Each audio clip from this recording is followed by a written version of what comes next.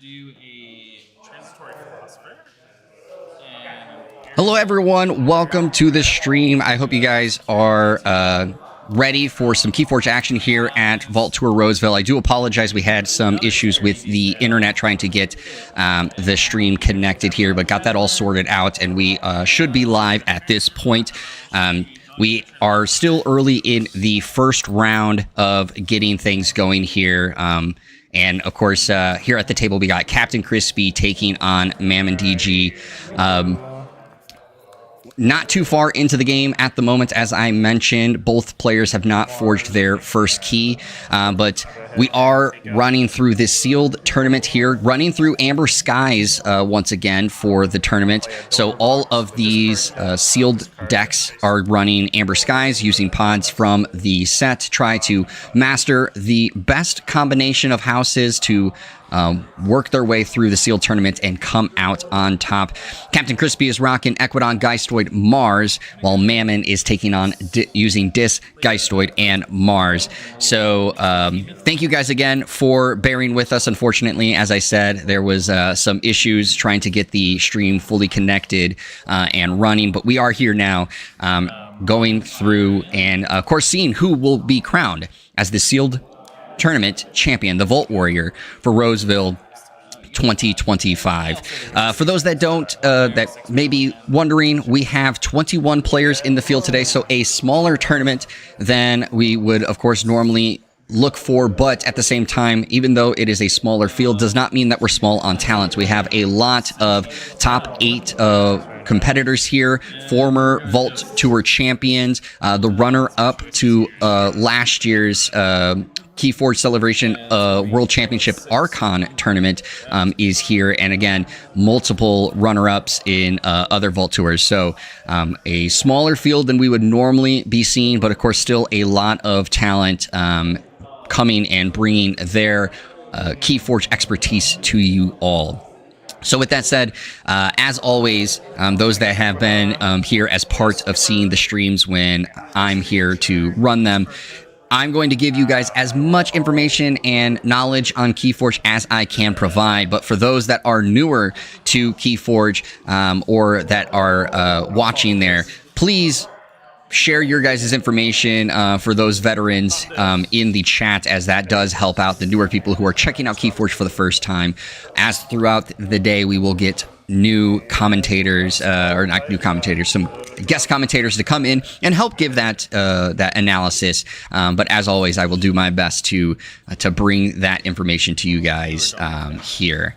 And it looks like Mammon is going to be able to forge his first key. It looks like he is going to do that. Still haunted at this point. So right now, 1 key on the side of Mammon, with Captain Crispy has 4 amber towards his first key. And playing Junk Restoration here. Let's see. Because he is haunted, we'll get to grab a card here. Which one is he going to grab? And it looks like he grabs the Hoist Operations, putting the other ones in the discard pile. we're gonna play a Parabyte, capture on the cloud, I don't know what I'm reaching for. And Mammon is rocking a modified version of his Crucible and Me art for his card sleeves there. Showed me this previously for his upcoming events, and definitely going to be capturing a lot of attention for his Crucible and Me art across the weekend. All right, so then Captain Crispy now going with his own Junk Restoration.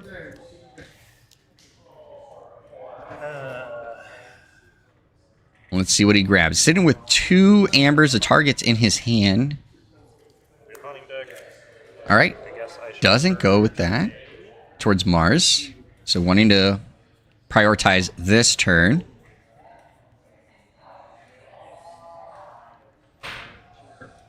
Purge this in here somewhere.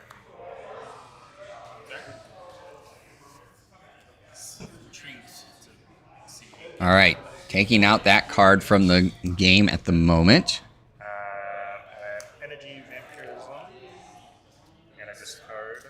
All right, and it looks like Philosopher Janute there might have the Geistoid House enhancement, which has allowed him to play that card. I guess I could hit my own guys, which is funny, but alright, I'll do 2 here and 1 to Nephru. Right. Okay. And I shall pay this. I am unchained. Oh, you are correct. Yes, that is supposed to be for Mammon. Let me just correct that. Yeah, it's. I'm gonna go. I'm gonna go Archon. Okay, I think, yeah, he might have misspoke to me. He said earlier Geistoid Mars Dis. It looks like it's actually Dis Geistoid Equidon. So we'll get that corrected here for on the screen for you guys. Yes, because he's worthless. I'll do the same thing to the Janutes. All right. So it looks like, yeah, based off of what I'm seeing here, he went Dis Equidon Geistoid. Must have just misspoke as he was talking with me. Security detail. Hip here. Capture all 3. But yeah, so Captain Crispy, Equidon Geistoid, Mars, and Mammon is Dis Equidon Geistoid. He's dead. Or if I board clear, You it don't doesn't get work, one right? for. If it's a board clear, nobody gets anything. Because it's after. Right. He's not there. So you also don't get one for killing him. Right. Okay, Geistoid. I guess we'll pick up the Archons. All right, so Captain Crispy picking up his archives.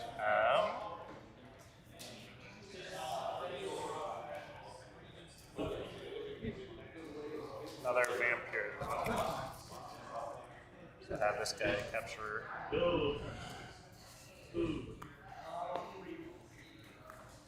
Capture 1, and I deal in the 5 damage here. All right, capturing 1 from his own side onto And the Equidon creature there. I guess 2 here.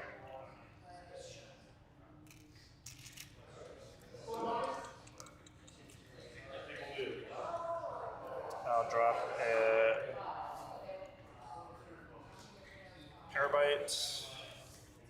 I'll just capture onto the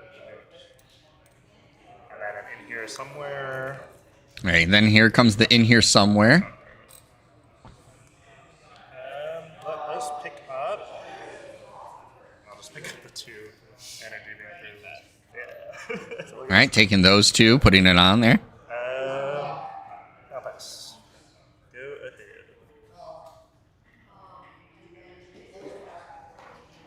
ahead. This thing. So capture those 2.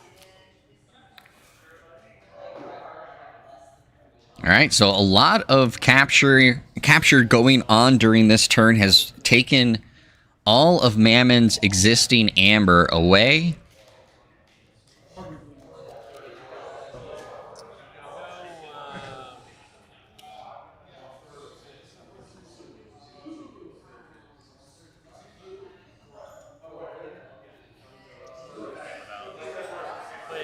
And pass turn, and because he had 6 card, is not going to draw up. Mammon going into an Equidon turn there. Gain 2 for the call. Able to get some amber, take out the creature there. Passes turn, so sitting on 3 amber towards that second key. Captain Crispy with 3 amber towards his first key. Picking up his archives once again, so probably going another Geistoid turn here. And with that House Pip, allowing him to use Janutes over there. Capture 1 here.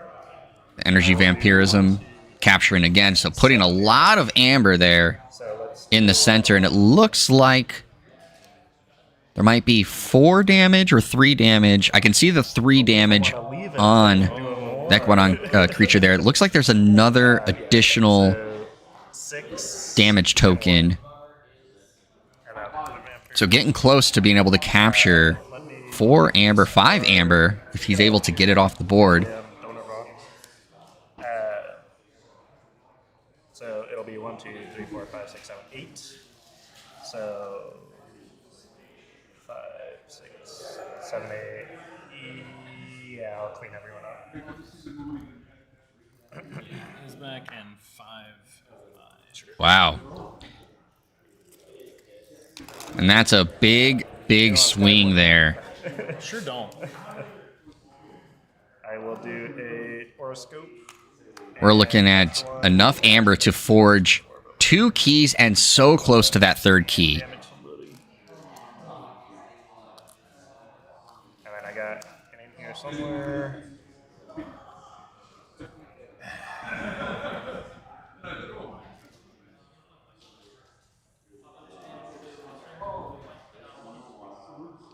I'll get the other in here somewhere. And a junk. All right, gonna archive junk restoration and another in here somewhere. I shall pay yes. This will happen. Lose one. Pay yes. There we go. Now it's gonna put him over into his archives. Pass turn. Play Mosquito. Gift of Amber. Still my guy. Not today. What's on the shelf? Okay. And that's it.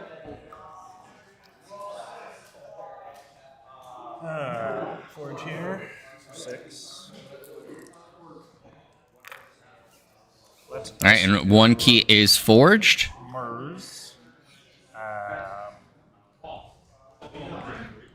I'll play the worst Watney's calculation in history for Amber. I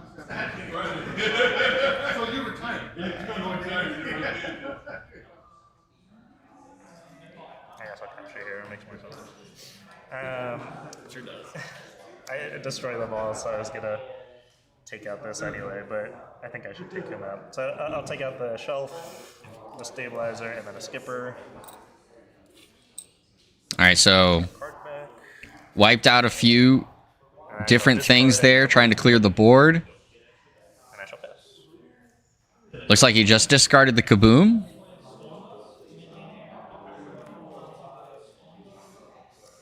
We're gonna go.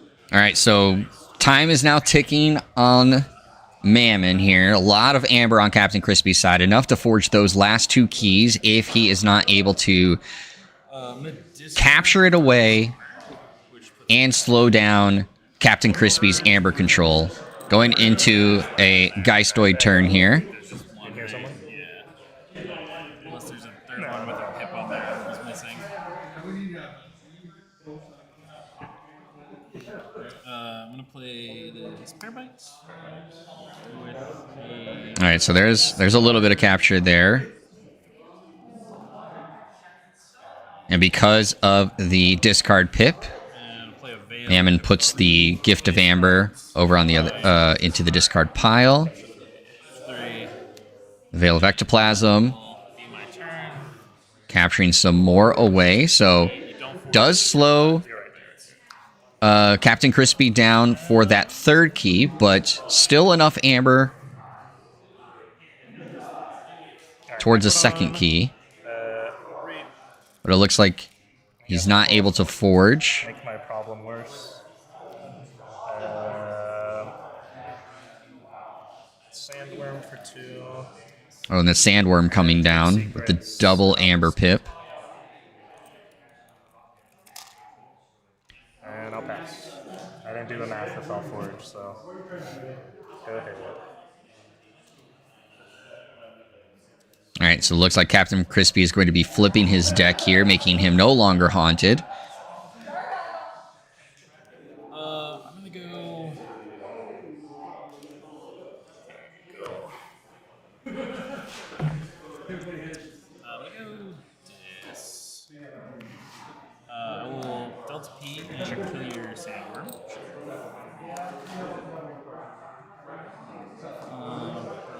Play Dust Imp, and I will Infinity Strop and hit the Janute.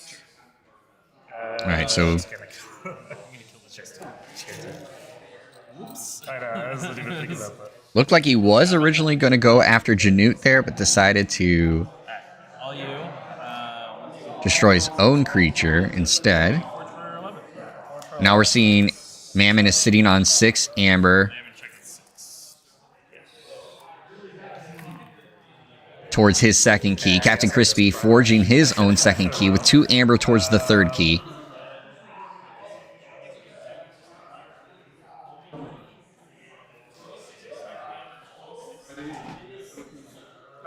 We shall, guys stored, pick up the archive.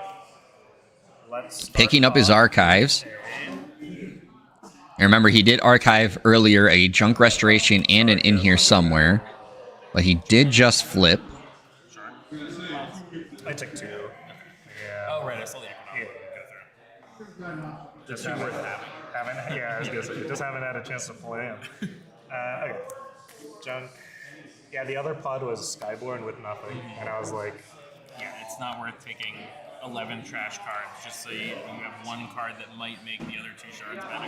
right. That's fine. It looks like we got 4, 5. In here And there's the in here somewhere. capture. And discard 5. Getting more discards in there. So, of course, now he is haunted.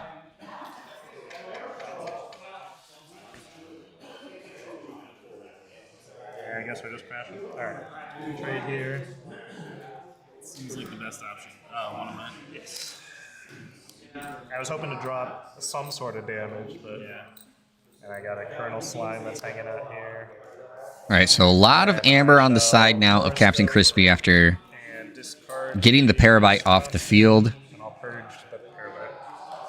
I have 2. So, GG. And it looks like he didn't have anything to stop him in the next turn. So Captain Crispy is going to take game 1 here in the sealed tournament for Roseville 2025. What a match from both of those players. They played extremely well. Obviously, Mammon getting things going very quickly at the start. Looked like he really had the motivation and the drive towards getting potentially towards getting towards the key. But then, of course, Captain Crispy slowly kept making him do some self-captures, really ended up building up a lot of amber sitting on the field, and as always, once he was able to clear the field from there, gaining all that amber just immediately put Mammon on the back foot the entire time, having to try to not only slow Captain Crispy's amber generation, but at the same time having to deal with, does he have the amber control to do it? Was able to mitigate just enough, but there at the end, because of all that amber that was sitting on Parabyte, again, getting it off the field, Mammon just did not have the amber control to do what was needed to pull out the victory there. So congratulations to Captain Crispy for moving on in the winner side of the X and O pool. And Mammon, of course, falling into the X and 1 pool, but still has a chance to work their way back through and qualify for the top cut. So because, again, there was some technical issues with the Wi-Fi coming in here, we were not able to start. So I'm going to do a quick introduction for those that do not know me. So thank you all for joining me here. I am Jeremy Culver, Marketing Coordinator for Ghost Galaxy, and I'm excited to be here to bring you guys the action for Vault Tour Roseville 2025 here in Roseville, Minnesota. Many of you guys have known me across the past streams, or of course have interacted with me at events. But as always, I try to bring you guys as much of the action and information that I can share with you all. But as you guys did during the last match, I want to say thank you all to in chat who were sharing your guys' knowledge and information for our newer viewers to check out the game KeyForge that we all love and enjoy. Once again, we do have a smaller pool of players for the sealed tournament today. We have 21 players, but again, we're looking at a pool of players who have made a lot of top cuts, a lot of victories across past Vault Tours. So while there is a smaller pool of players, there is a lot of talent here to be had. So throughout the weekend, I'm going to be here manning the stream, helping you guys out when it comes to carrying all the information that is taking place at the tables. But I'll also be trying to bring some players over here to the stream to lend their analysis of the games, and as well as maybe I'll be able to grab a interview or two for you guys to get inside the mind of some of the players that are here across the weekend. Obviously, we have a lot of action coming to you guys here very, very soon. I'm going to take a quick break to check on some things before we get into the later round here of round 1, as well as, of course, then transitioning into round 2. So with that all being said, don't go too far. I hope you guys are excited for this weekend like I am, because we'll have more KeyForge action coming to you from Roseville, Minnesota very shortly.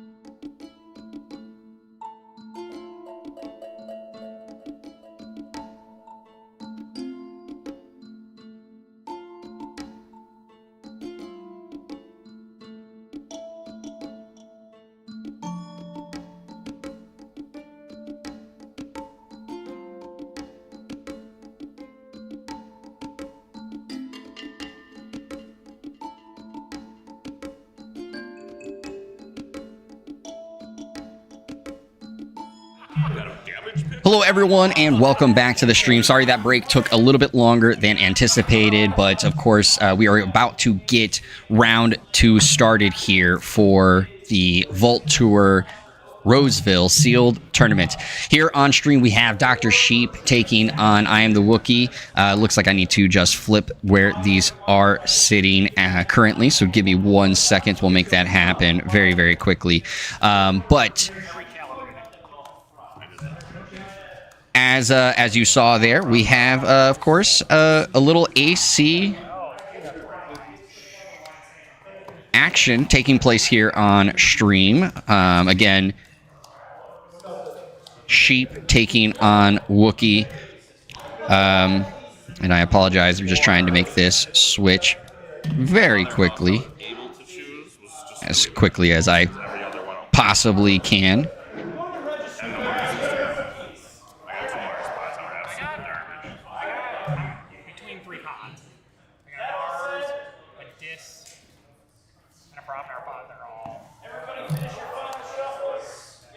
All right, looks like we made the switch there. So Wookiee going to be running Brobnar logo, Skyborn, Sheep rocking Brobnar Dis logos.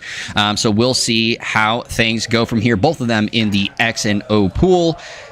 One of them will remain in the X and O pool. The other one will drop down to X and 1. So of course, as I see the chat talking about, we got a chance for a team kill here in the sealed tournament. And it looks like Wookiee is going to go first.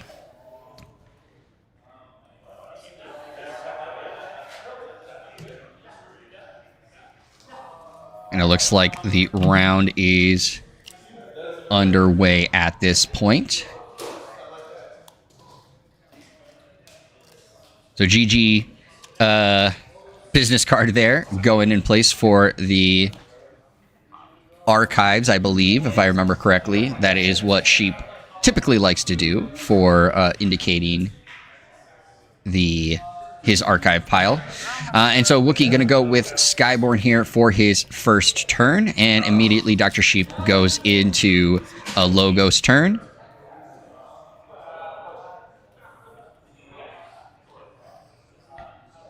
Playing the Help from Future Self there, and there's the Time Traveler coming out.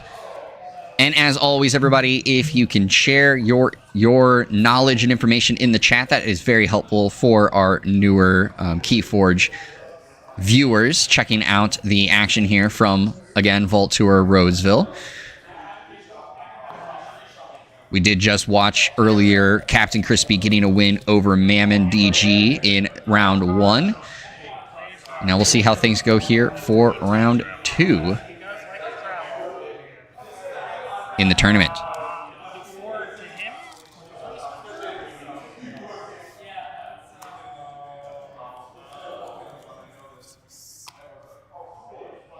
Seven cards in hand, go ahead.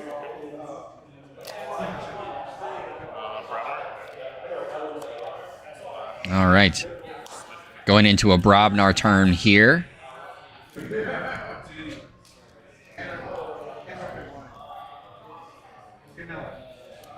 And see all those pins on the side of Wookiee's National Archon runner-up playmat there. And of course, Sheep rocking the top 8 World Championship Archon playmat on their side. As I mentioned earlier, we have a lot of high-caliber players here in the field of Vault Tour Roseville. So we're going to see a lot of great action across the weekend. Sheep going into a Dis turn here. Ooh, it looks like he has 2 A Gift of Ambers in his hand, if I caught that correctly. Skill 1. Well, you get to do however, whatever It's discard a card, so then this goes. All right, Fancy Donovan getting tossed into the discard pile there. He's not there for the steal. Because he disappears in the middle of this play effect. Looks like they're having a chat off of this. That's interesting. Pop your time call. Does it have to be him? No, it can be any friendly. Always pop the time traveler. do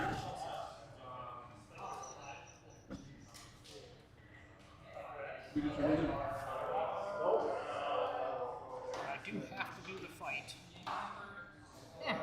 Ooh, that's a looks like it's a Brobnar enhanced a Gift of Amber too. Let's In the chat.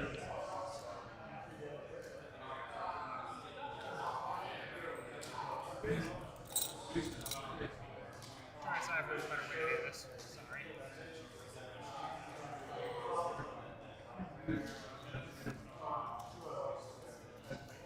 Oh, okay. I'm just not gonna steal. I'll do a damage to Bosch.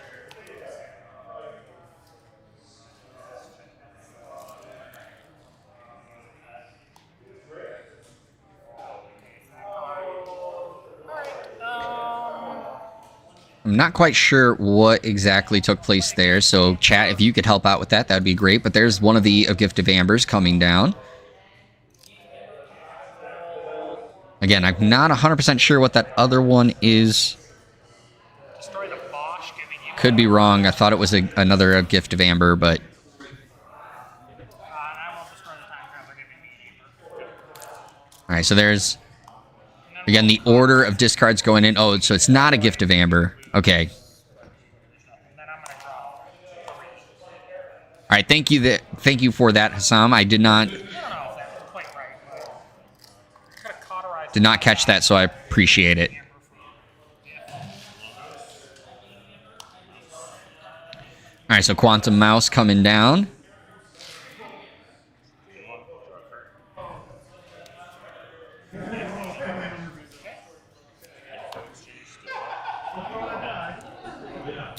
Alright, a big Logos turn there. Yes, sir. Like this again. Yeah, and the DDoS coming down on the Quantum Mouse there. Kill him. Yeah. Ooh, but the Gift of Amber getting off the field. First key going to be forged here. Yeah, I could have been real bad. Detox. And now Wookiee is played Skyborn, so this is one of them where it will be a little important on what order he forges keys. So going with the blue one first, but goes into a Brobnar turn, uses the Berserker Slam.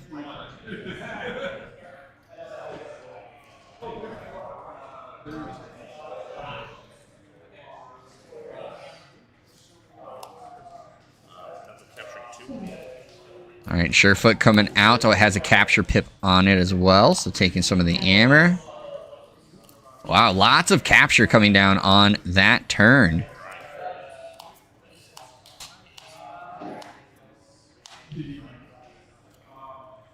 Immediately clears out all the amber that Sheep had built up.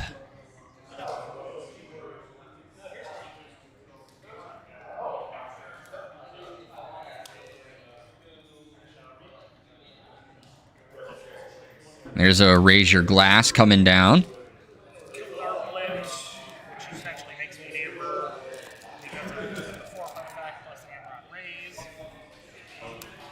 And then I will So got the amber from the Raise Your Glass, and then get another amber off of the fight there. rock some combo. I will smith for 3.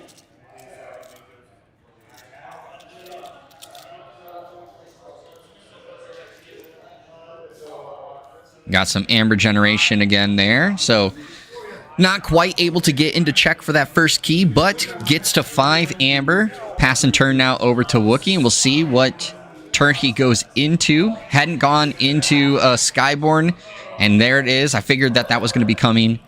And against all flags, immediately coming down. And then I'll silver lining at the end of every off silver lining, and then one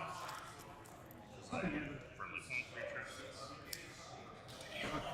creatures. And that's just a big burst of amber right there. And just those 2 cards alone. Brobnar. Sitting at currently 8 amber, it looks like, towards that second key. So going into another Brobnar turn. Rillick's Ponder to draw a right, scrapping Brillix there because of the discard pip.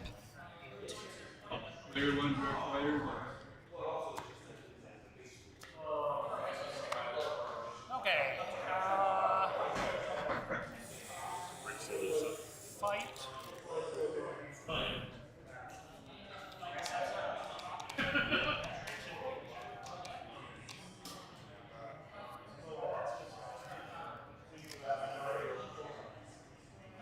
The man, the myth, the legend, Brian, the face for Brillix Ponder in chat. Thank you for your contributions to the KeyForge community and the Crucible.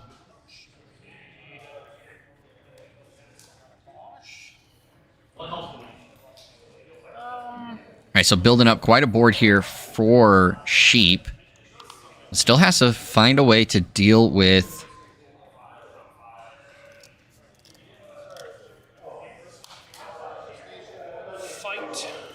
the lead that Wookiee has gotten towards that second key. Takes 3 damage. Yeah, if you got a red line, this game's over. He's gonna reap.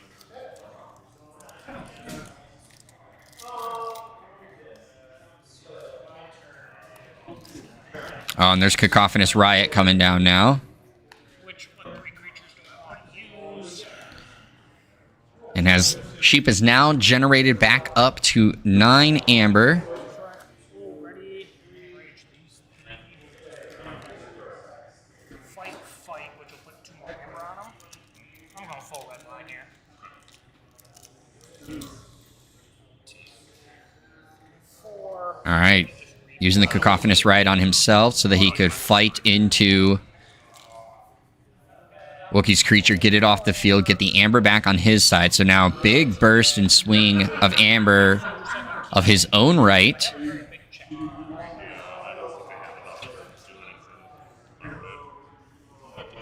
we're at 14 amber on the side of Sheep.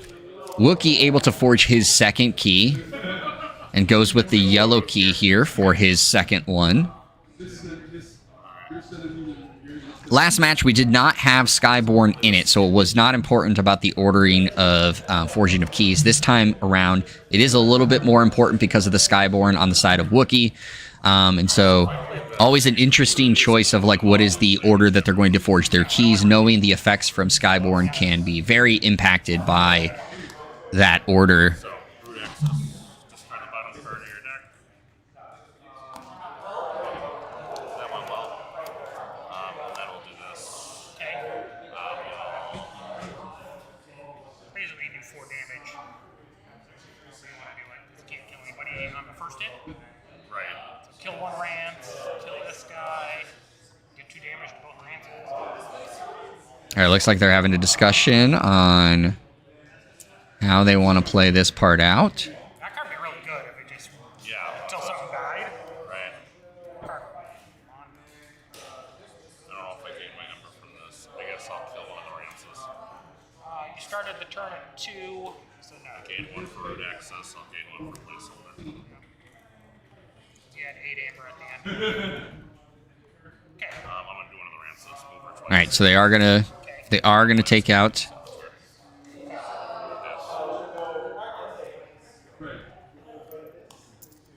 The Sulking Saboteurs have a Logos pip on it, so of course Sharing House is there. Able to forge that first key, and of course again, the importance of ordering was originally going to forge the blue key, but because of Sulking Saboteurs, looks like Sheep switched it to the red key at this point. Currently sitting at 8 amber towards that second key. Wookiee not able to forge his third key yet, so there is still some wiggle room on the side of Sheep, but if there is a key cheat for Wookiee near, there's a chance that the things could change. All right, going into another Brobnar turn. Readies and reaps. That just pops elusive. This will kill it, and you'll lose 1 amber. All right, able to take away an amber from Wookiee because of the action taking place here. Able to clear the board.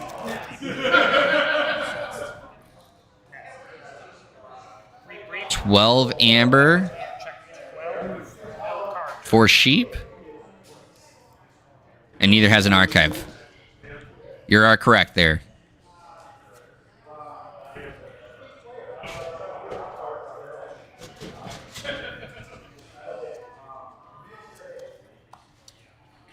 guess I gotta do it this way.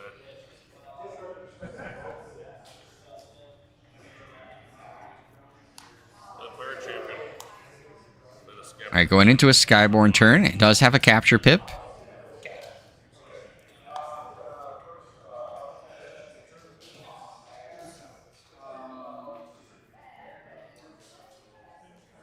Deal 4 damage, basically.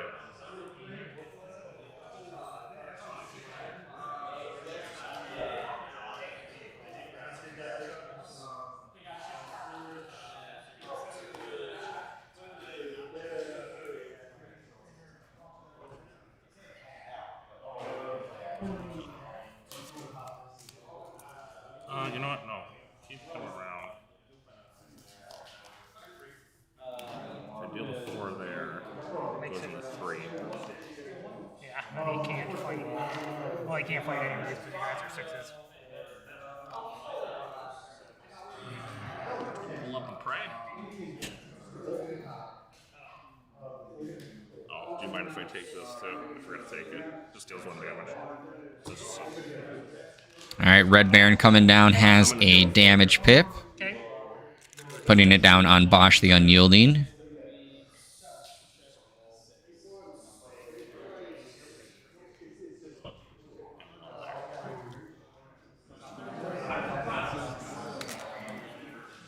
let's hope.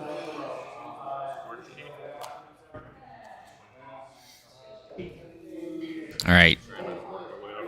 So that's going to allow for a second key now for Sheep to even things up.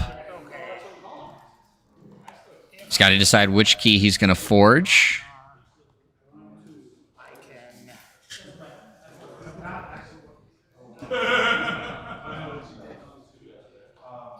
If he flips one of his keys.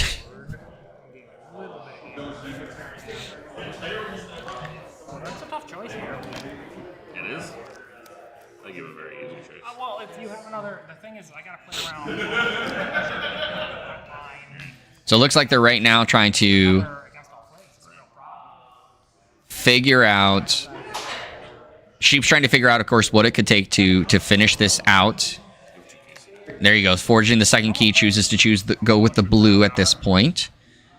You'll kill Pirate Champion. All right, and so even though Sheep doesn't have any Brobnar in hand, he's going to go into a Brobnar turn here. Looks like he believes that Another Amber on him. this will be... He can do enough here to get the amber necessary to forge the last key. Oh, that totally means I should have done this differently. Well, no, not really. Okay, so he's elusive. He's gonna fight him to heal. And Dreadstar will trade here. All right, so that's going to give... This will finish off Baron. That's going to give 2 amber over onto the side of Sheep, getting him to 7. An ended turn, passing it over to Wookiee. So Wookiee has to find a way to get Sheep off of check here. I could have stopped you. That sucks. What a big Because it allowed him to heal.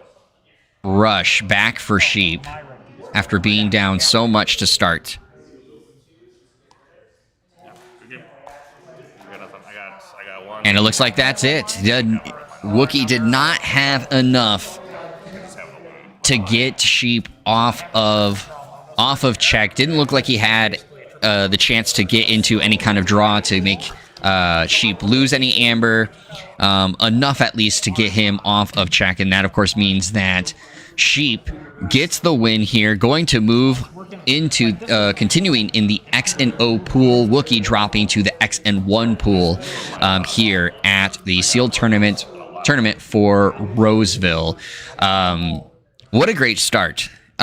Similar thing happened in our first game that we saw here in our second game, where one player in this situation, Wookiee, rushing out to a big lead, having a lot of amber that was needed to be dealt with. But of course, slowly but surely, the opposite player, in this situation, Sheep, doing enough to continue to get amber back, get amber away from the other side, and then immediately moves forward into a huge rush towards obviously what ended up being able to put away the match against Wookiee. Of course, as teammates, it's always unfortunate when you take down your fellow teammates in the tournament, but as a reminder, with the 2LO format, Wookiee is not out of the tournament, has another shot to move their way back into the top cut, but for now, Sheep moves on in the X and O pool, and we'll see, of course, where that takes him for the rest of the day.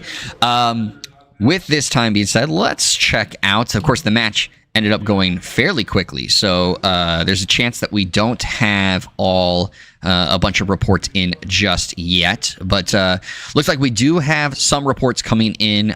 So in an X and 1 matchup, Pete took down Unfathomable, so Pete stays in the tournament. Unfathomable, unfortunately, has been eliminated from the sealed tournament. We have another match where one player has reported, the other one has not yet, so I will not pass that one along yet, but we might have a report from an X and O matchup coming up soon, so we'll see how that one shakes out.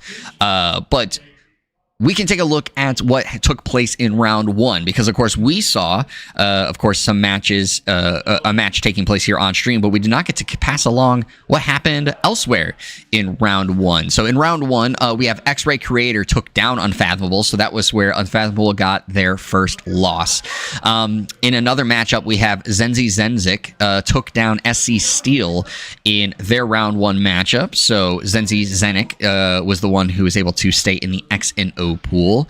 Sunday took down Panic, staying in the X and O pool. As I mentioned earlier, of course, and we saw here on stream, Captain Crispy took down Mammon DG. I Am the Wookiee took down Gorlami in their matchup in round 1. So that is how I Am the Wookiee ended up being shown here on the stream table as the X and O matchup.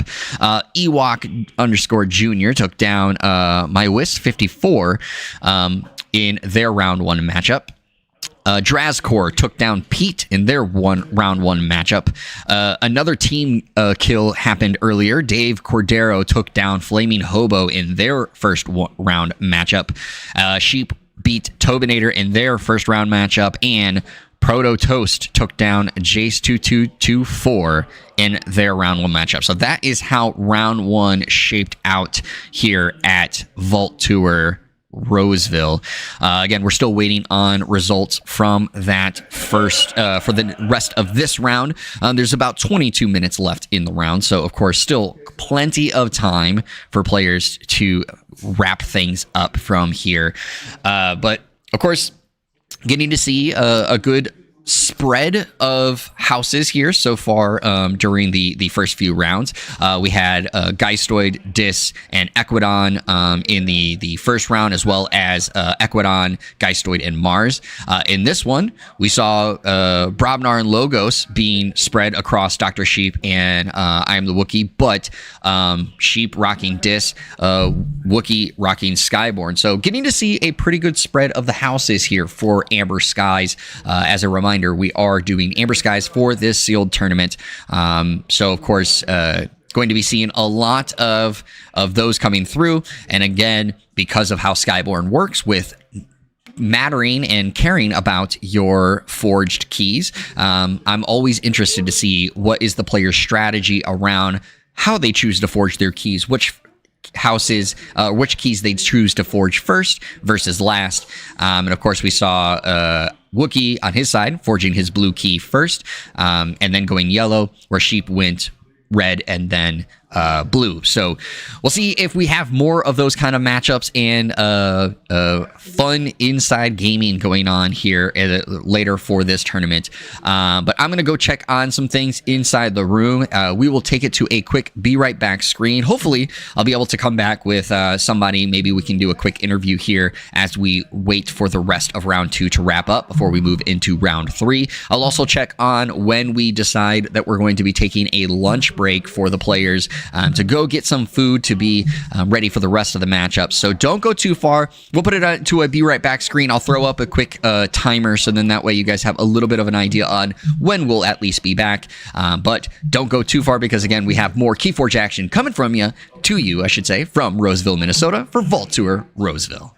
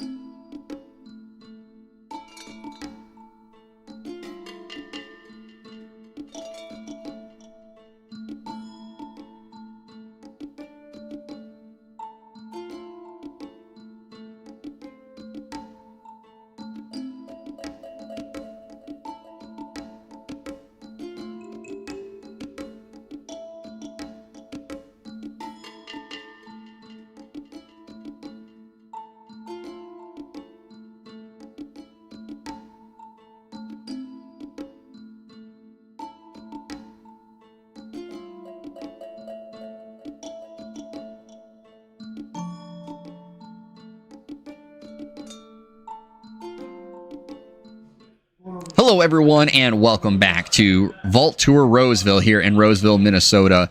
I did get confirmation we are taking a lunch break when this round ends. We have a couple of matches that are still wrapping up, but we will soon, of course, be ending the round, going into a 1-hour lunch break so our players can get food, because, again, we did start at noon, so these players have not had their lunches just yet. But I wanted to come back, pass that information along to you. And then, of course, let's talk a little bit about, of course, some of the other matches that we were waiting on results for. So then that way everybody is caught up to speed on how things are looking here in the tournament. So for round 2, we have a couple of matches, like I said, still waiting for final results. But let's look at, of course, the matches that are in. So in the second round matchup, Sunday took on Scott Kelly, and Sunday got the win there, so congratulations to her to move on to the X and O pool. Scott dropping down into the X and 1 pool. In the other second round matchup, we have Dave Cordero taking down Ewok Jr., going down into the X and 1 pool for Ewok, but Dave staying in the X and O pool. We had in a X and 1 matchup, MY's 54 took down SC Steel in their X and 1 matchup. So unfortunately, SC Steel is out of the sealed tournament. MY's staying in. In the other matchup, we had Captain Crispy taking on Proto Toast. Captain Crispy getting another win, staying in the X and O pool, moving on into that pool. Proto Toast dropping down into the X and O bracket.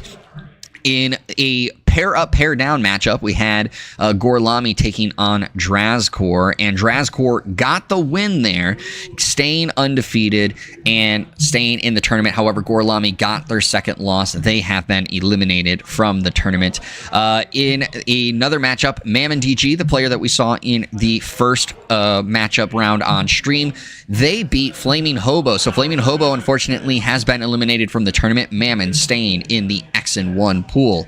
In another matchup, we have Zenzi Zenik took down X-Ray Creator in an X and O matchup, so they stayed in the X and O pool. X-Ray Creator dropping down to X and 1. As we passed along before we went into that break, Unfathomable unfortunately lost to Pete, so Unfathomable has been eliminated from the tournament, but Pete is still in. In another X and 1 matchup, we have Tobinator taking down Panic. So Panic has been eliminated from the tournament. Tobinator staying in. And then wrapping up the matchups, the one that we saw on stream, if you missed it, Dr. Sheep taking down I Am the Wookiee in an X and O matchup. Both players still in the field. Sheep staying in the X and O, while Wookiee drops down into the X and 1 pool. So that is your wrap up for matches here in the round 2. Some of those results coming through while we were looking at the rest of the matchups. But again, we are going to be taking a lunch break so our players can get food in their stomachs, getting ready for the next round.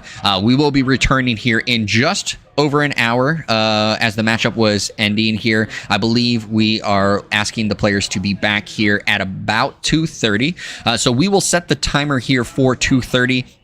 That way, again, you guys can step away, get some food, stretch your legs, get some water, make sure you're ready for more KeyForge action here the rest of the day. But until then, me and the team, as well as our players, are going to go grab some food. So thank you so much for being here for the stream. I hope you guys are enjoying things so far. We'll see if we can get a guest commentator in here for round 3. But until then, everybody, thank you so much for being here. We'll have more KeyForge action coming to you here from Roseville, Minnesota, just after this lunch break.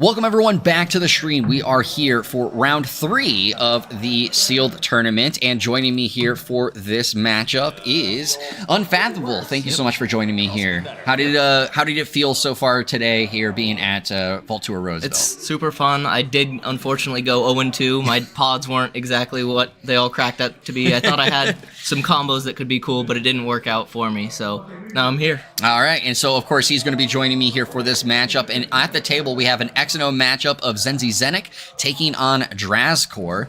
As a reminder, we are doing Amber Skies for this set. So we have Dis, Geistoid Mars coming from Zenzi Zenek, and Drazcor has Brobnar, Geistoid Skyborn. Unfathomable, when you see these pods, what are you kind of thinking that they're looking to have inside their matchups? Yeah, so Dis definitely wants to have a whole bunch of good quality creatures and arises to just flood the board and take control. Like Vapor Imps and Suspend Demanders can be really strong in Dis. Geistoid actually has a lot of different kinds of tools in Amber Skies, but you know, creatures is always good. Shard of Resurgence, I love to see some shards. So from Drazcor right there, we see a Thought Catcher and a Shard of Resurgence. Mars, we normally want to see a lot more creatures again. Sealed, you want to see creatures. Intentional Discharges are great. And then down Drazcor, Brobnar, you want to flood the board. And then Skyborn, you want to see a whole bunch of steel cards like Redline Rotation and Against All Flags. So we're seeing a whole bunch of good disc creatures, Mosquito and Dust Imp to get some Amber there. And then a Double Doom to put that Thought Catcher back into Drazcor's hand and then discard a random card from it.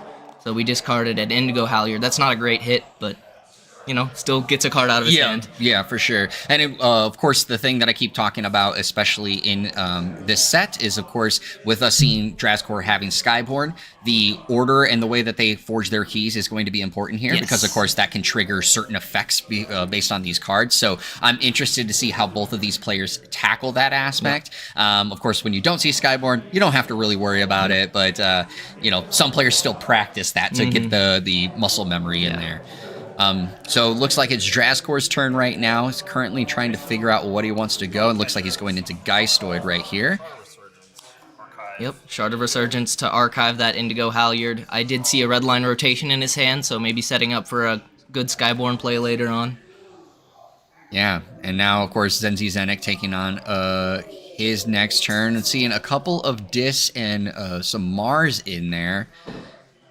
Wonder if he's going to go into Mars because of the more cards in hand, or if he's going to go into Disc because of the board state. So he plays a DAT, so it gives you an Amber Pip and a Damage Pip, and then he gets to pick another house to go into. So he might pick to go into Mars still, we don't know.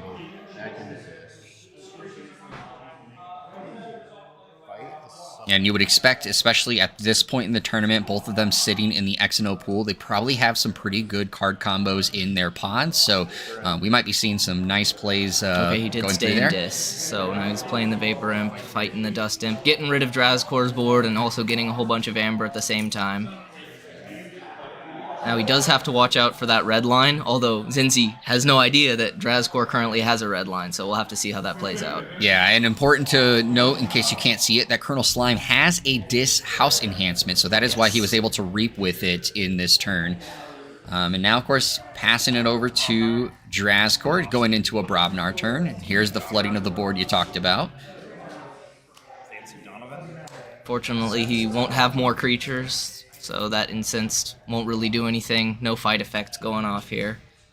Still gives you an Amber Pip, though, so Drazcor now has 1, and Zinzi has 5 Amber Pips. They both have solid board presence right now, but that Vapor Imp can definitely be dangerous if it discards an action or creature that really slows down Drazcor's game plan.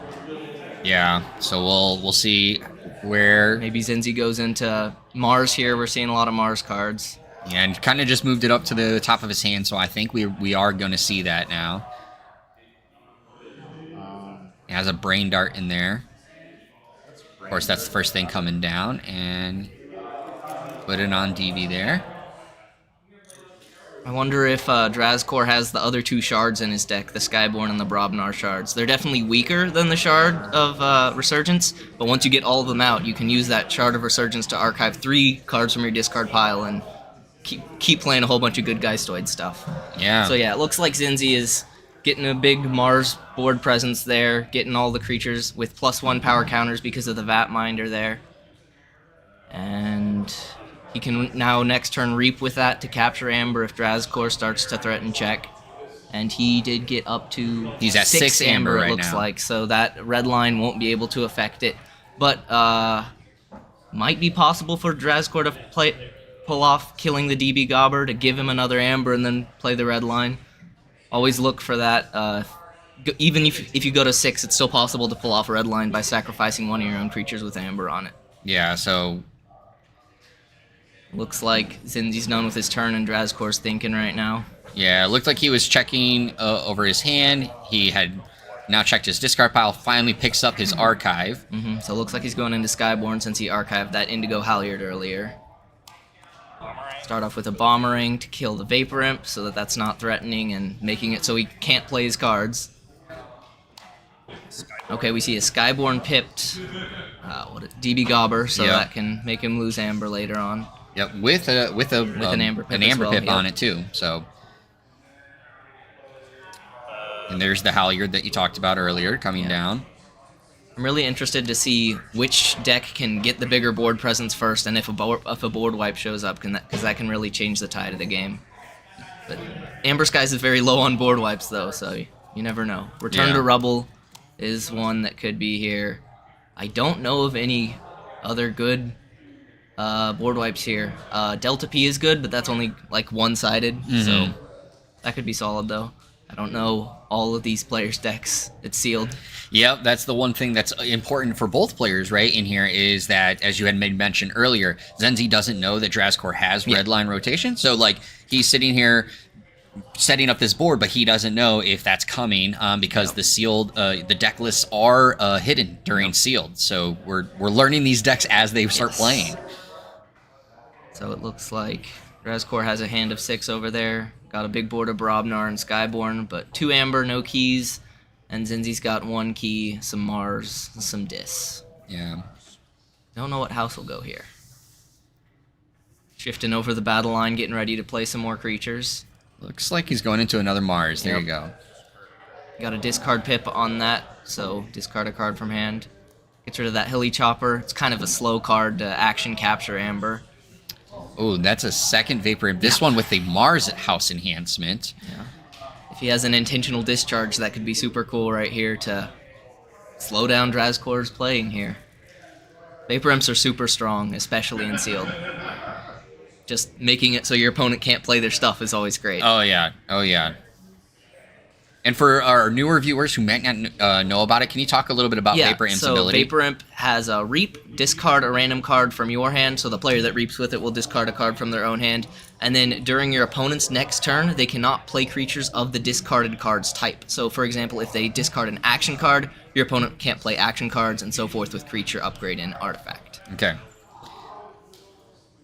So he's going to reap there with that Cobalt Capulet, or not. Now, it looks like he he fought fought the with Cobalt it to Capulet. get the Fancy Donovan off the board. Okay. Don't know why he's so mad at that Fancy Donovan. I don't see what that's doing over there. I guess just making it so his opponent has a smaller board so he can't reap as much is always good, but I personally would have maybe reaped with that Cobalt Capulet to capture that Amber, just to slow him down more in that way. Yeah, it looks like he passed turn here, so just got to forge the key at the beginning of this turn, got 2 Amber off of here, so not quite threatening a second key yet, but obviously still has a very threatening board state. That Mars board is very scary, especially since every turn that Vatminder, I think, survives, all of them get +1/+1 power counters. So big Vapor Imp can definitely be scary over there. Yeah. And it's also in Dis, so, you know, your opponent can take a Dis turn as well with a big Vapor Imp. All right, so Drazcor trying to figure out what he wants to do in this turn. And keeping the cards close to chest, so we can't really peek exactly at what he's got, but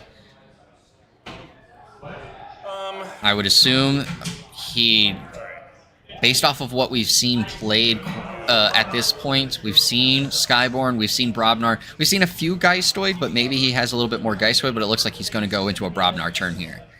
Could be Skyborn. That is Skyborn. Oh yeah, that is a Skyborn. Okay, Nope. it is Brobnar. All right, so So raise he's your gonna glass. Ready and reap with that Gobber to make Zenzi lose all of his Amber. And we got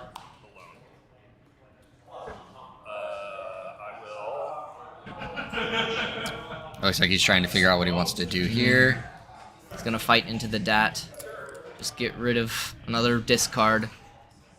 That was probably the only creature that he could kill while surviving. So that's a good choice there. Don't want to fight and die and let your opponent have that amber back. Mm-hmm. That's a really threatening board from Zenzi there with all those +1 power counters. And Drazkor is still holding on to that red line rotation, waiting for Zenzi to get up to 7. He might discard it or play it later. We'll see how it pans out. Yeah, and that's always the hard judge, right? Is do you get rid of it now, knowing that you can't really use it yet, but not knowing if you're good at back? Because at the same time, with this board state, there is that chance he can burst up to 7. So it's a gamble to hold on to it, but it's also a gamble to get rid of it. I do see that Shard of Resurgence there, so that would make it kind of easier to be able to get away with playing that red line rotation for no value now, because you can archive it and save it for later. I actually had a similar deck. I had Shard of Resurgence and 2 other shards in my sealed decks, and that shard, just keep archiving the good Geistoid cards that I want, was really efficient. And if I had something like red line rotation, I would have definitely used it for that. Shard of Resurgence is real great, just getting back all the value stuff. And it doesn't look like Zenzi has found any artifact control to deal with that yet, so we might see Drazkor getting some good value out of that Shard of Resurgence. Yeah, so right now, pass the turn back over to Zenzi. Looks like he's going to go into another Dis turn. Gonna double Doom that 6 power fight heal creature, and it'll discard a random card. See if it gets that red line. That could be interesting. It's a Terabyte. That's also a very solid amber control card, though. Yeah, we've actually seen on the most recent matchup between Wookiee and Sheep, if I remember correctly, Parabyte coming into play during that turn, that matchup, or it might have been the round 1 matchup. But Parabyte was used pretty efficiently to try to slow your opponent down. Okay, Guilty Heart, so that's gonna kill some creatures here. Looks like DB Gobber's the only one with any amber on it, so that'll die. Everything else is still there. I didn't see... Okay, he's going to discard the Vlad with that discard pip. That Mars board is still very threatening from Zenzi over there. Yeah. You know, Draz is at 5 amber, and then Zenzi's at a key and 2 amber. Yeah, and Zenzi, because of those card plays, just got to Haunted status. Maybe that comes into play with his Geistoid pod there. Also, of course, Drazkor running Geistoid, there's a chance that could help out on his side as well, depending on what he wants to do with some of his cards. Yeah. So Zenzi did Reap with that Vapor Imp and discard a Blip Blip, so now Drazkor will not be able to play any creatures during his next turn. Looks like he's going to fight that Raiding Party and also fight that DB Gobber just to make sure Drazkor doesn't have any creatures to deal with Zenzi's board. And then there's all of them getting more +1 power counters. It looks like he forgot the Vapor Imp over there. Yeah, he forgot to put +1 power counters on the Vapor Imp. Yeah, we will, as always, try to reach out to our judges off of that. But, of course, cannot interfere with the matchups themselves, so...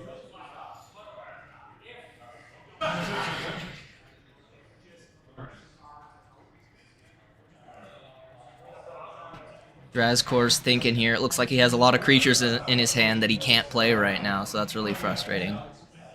Oh no, that's his discard pile. Okay, he's looking at what to archive with that Shard of Resurgence right now. And he's got a good mix of Geistoid and Skyborn cards, but probably wants to keep holding on to that red line until Zenzi gets up to 7.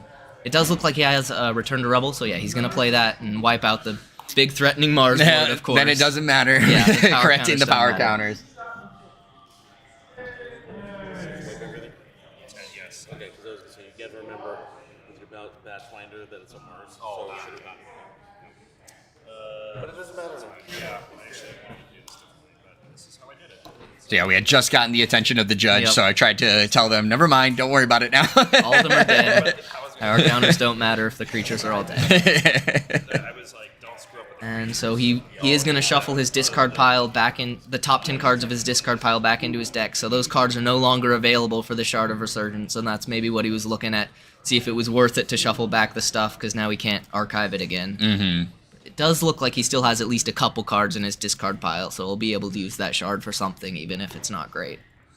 Maybe you use it for that Return to Rubble, just in case Zenzi gets a big board again. And that's where I was just about to lead to, knowing that the Return to Rubble is now your topmost card, is maybe you do keep that in there for that reason. Goes into the in here somewhere, and because of the Return to Rubble, is not haunted, so he's going to move a lot of cards into that discard pile. Yeah, so Drazkor definitely had an interesting choice there. If he had played the In Here Somewhere first, he would have no longer been haunted, so he wouldn't have been able to do the Return to Rubble to get rid of all the stuff. So that was a good order of operations that Drazkor chose there. Drazkor now has 6 amber, and he's ending his turn. So we'll see if Zenzi can stop him from forging his first key. And I'm realizing that Draz still has 2 creatures on the field after Return to Rubble. Yeah, those should be dead. Yeah. So we'll try to get that corrected. That Junk Restoration has a capture pip, but there's no creatures in play, so he can't capture anything with that. It's going to discard an Arise, a Vapor Imp, and then that Geistoid creature, Tribute Collector. Tribute Collector does capture 1, so it looks like that can take Drazkor off check, which he plays that and captures 1.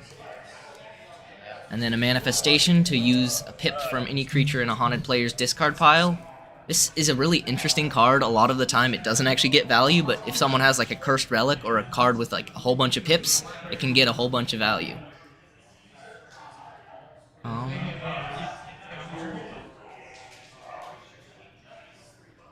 Looks like Zenzi's still picking what pip to use from that Manifestation. He's just going to pick Guilty Hearts just for an Amber Pip. Amber Pips are always good. All right, and then always with these beads, I'm trying to think. It looks like he has 6. Yeah. All right, so it looks like it finally got corrected. They're trying to figure out the... where in the discard pile they fit in, yeah. Yeah. I was like, why didn't I use him? Because I didn't think I had him. There we go. Alright, and then he's got an In Here Somewhere over there with a Damage Pip. The Damage Pip will just ping one of the armors on the Tribute Collector, and then Zenzi can archive 2 of the most valuable cards from his discard pile. In Here Somewhere is such a strong card, especially in multiples, when you can just keep using them on themselves and getting more value in Amber Pips from them. For sure. And now with that, though, looks like, of course, Zenzi is at 7 Amber, so Yes. does this where the red line rotation comes out? Who knows? Looks like he's going to archive the Mars creature that gives all the +1 power counters, and then the Mars pipped Vapor Imp. Yeah. Maybe he does have that intentional discharge to be able to slow down Drazkor immediately next turn. But yeah, we're definitely looking for that red line to see if Drazkor can pull that off, since Zenzi has 7 now.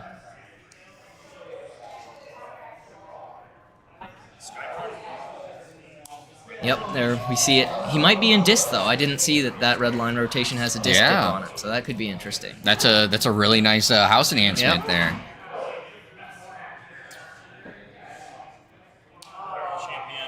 And that's another one with dis on it, so hard to say. Okay, he is in Skyborn here. Okay. That Third of Cliff is a pretty pathetic creature. All these Skyborn creatures don't seem to do much, but as long as you have creatures on the board, you can reap with them and fight with them. Mm-hmm. Having board is great, even if your creatures aren't very useful. Yeah, it's interesting just seeing in this one turn, the red line rotation has the disc pip, the champion there has the disc pip, the upgrade has a disc pip. So there's a chance of us being like very confused on if this was a Skyborn or disc turn.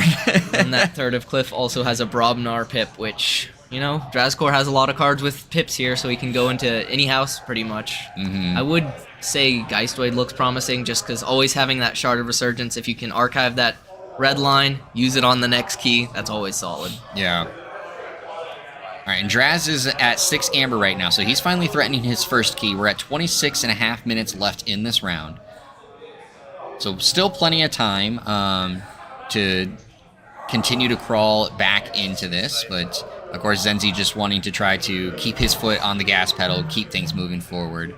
Yep, so he's played a whole bunch of Mars creatures, and then he's going to play that little C action card with the Mars pip that'll just deal damage to an opponent's creature equal to the cards in their hand. So it looks like Drazkor has 6 cards in their hand, so it can deal a total of 6 damage. So he'll do 2 to the Third of Cliff and then 4 to the other creature. And yeah, he's got that threatening Mars board again. Both that Sinwix the Bold and Vapor Imp are super strong cards. Oh, and a try-hard to discard Drazkor's hand. So we'll definitely slow down what Drazkor wanted to do here. Looks like Zinzi has a lot of disruption in that Dis house there. Definitely. And he archived the, it looked like it is the Junk Restoration. Maybe it was in here somewhere. He quickly flashed it and then put it back down. But it's not the Return to Rubble like we had talked a little bit about, is potentially wanting to archive that. Looks like he got the Against All Flags, which is going to hurt Drazkor for sure. And then we do still have that red line rotation in the discard pile for Drazkor. Yeah, putting all those +1 power counters on all the Mars creatures. So yeah, maybe Drazkor grabs that Return to Rubble back and tries to get rid of that board, because that's definitely scary, and if he leaves that for a turn or two, I think it's pretty much over for Drazkor. Yeah, I think that's what he's currently looking for. So I did realize it's in here somewhere. So it does mean, of course, he still has to wait another turn to utilize it if he were to use it this turn.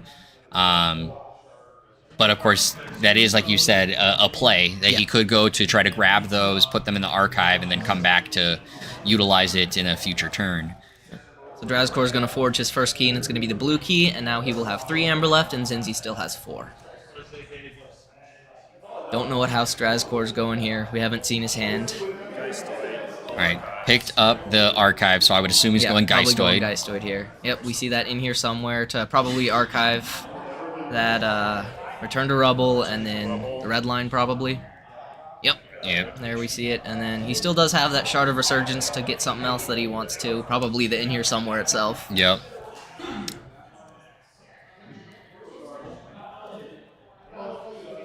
Draz is definitely understanding where the situation is right now with that board, that impending board. And of course, as you said, needs to get rid of it. Looks like that Return to Rubble is the only board wipe that he has, so grabbing that back is his really only option here. All right, goes with the What's a Parabite. Okay. I think that could be a good choice. Get some captured amber, slow down his opponent from forging so that he can maybe capitalize more off of the red line rotation there. Yeah, so now you know, if you're at Zenzi, with the Return to Rubble in there, that there's a chance you're trying to hit with your Vapor Imp. If you decide to go into Mars, try to hit it to where you can make it to he can't play that action card. He could go Dis as well, since he's got 2 Dis creatures on the board. Yeah, Vapor you are Imp's correct. also in Dis. Yeah. Yeah, those are really nice Dis creatures that are Mars pipped. Looks like they both might have gotten it from that Mars creature there, so that's super good pip placement. Oh, yeah. It's like Zenzi's thinking about going Mars here. Looks like he's got some Mars cards in his hand. All right, so he reaped with the Vapor Imp. So he wants to discard first, which is an interesting choice. Maybe he doesn't want to play any cards this turn, so he just wants to get rid of one. It's going to be a creature, so it won't hit the red line. But maybe he has a way to ready the Vapor Imp and use it again to get an action card. He does. Okay, that's great. Yep.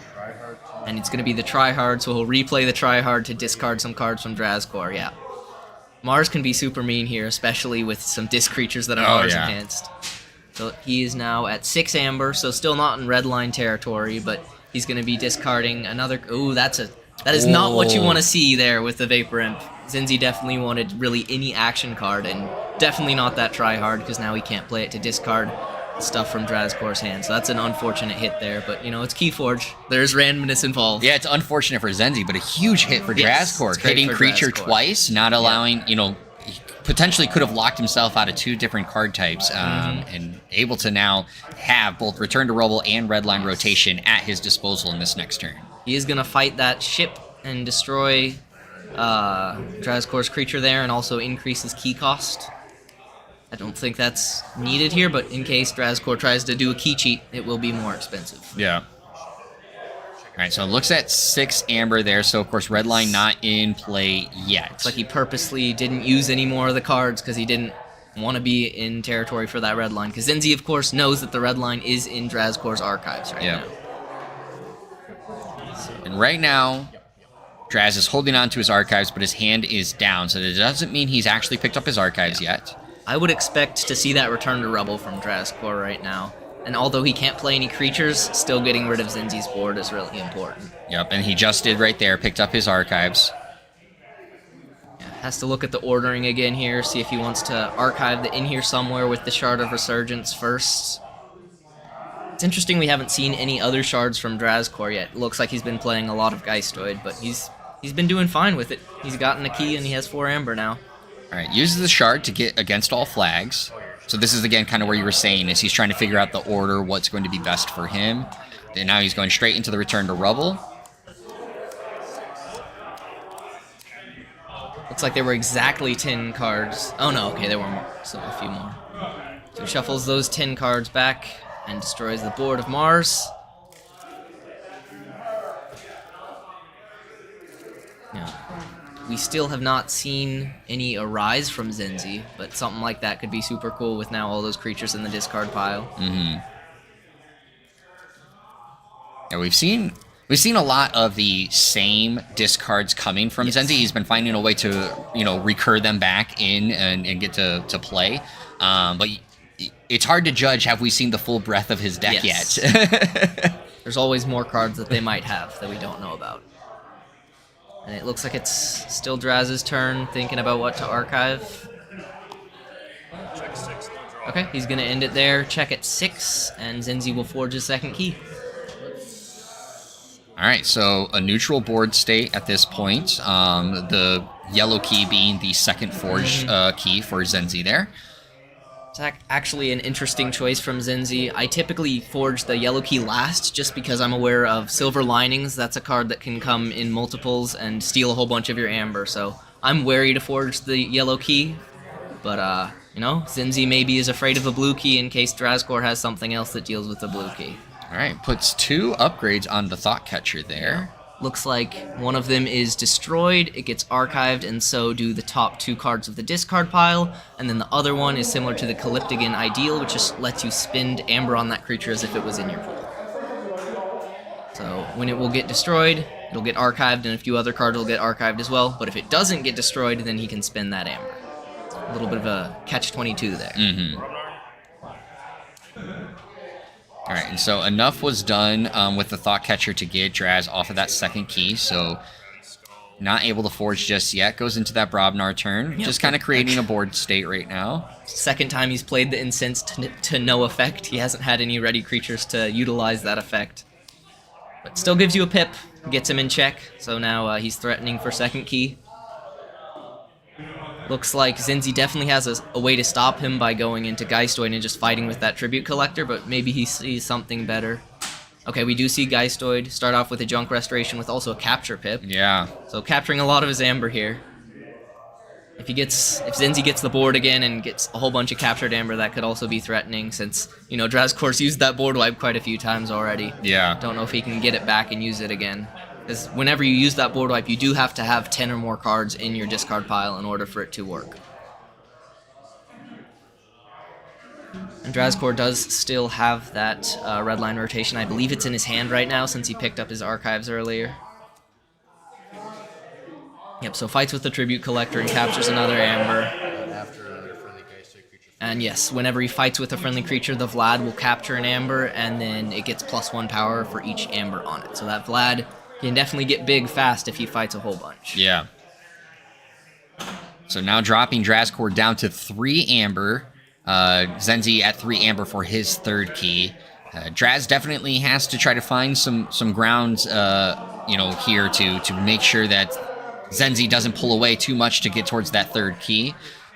With how you've been seeing this game go so far, what do you think Drazkor is looking for right now to try to turn things around in his favor? I think the red line is definitely key here, and also just getting rid of those creatures that Zenzi has on the board right now. That Thought Catcher, you definitely want to bounce it if possible so that Zenzi doesn't get any draw from it. And just getting creatures on the board would be useful here too, and always getting amber is the play. Yeah. I don't know if we've seen Drazkor's whole deck. He keeps shuffling it back in and destroying everything, so we haven't really seen the full extent of what cards he has. Yeah, to your point, you've said, right, we've not seen any other shards. We don't know if there's any other shards, so there's a chance that maybe that is something that could be coming down the line. But yes, the Return to Rubble has continued to, increase his deck back up.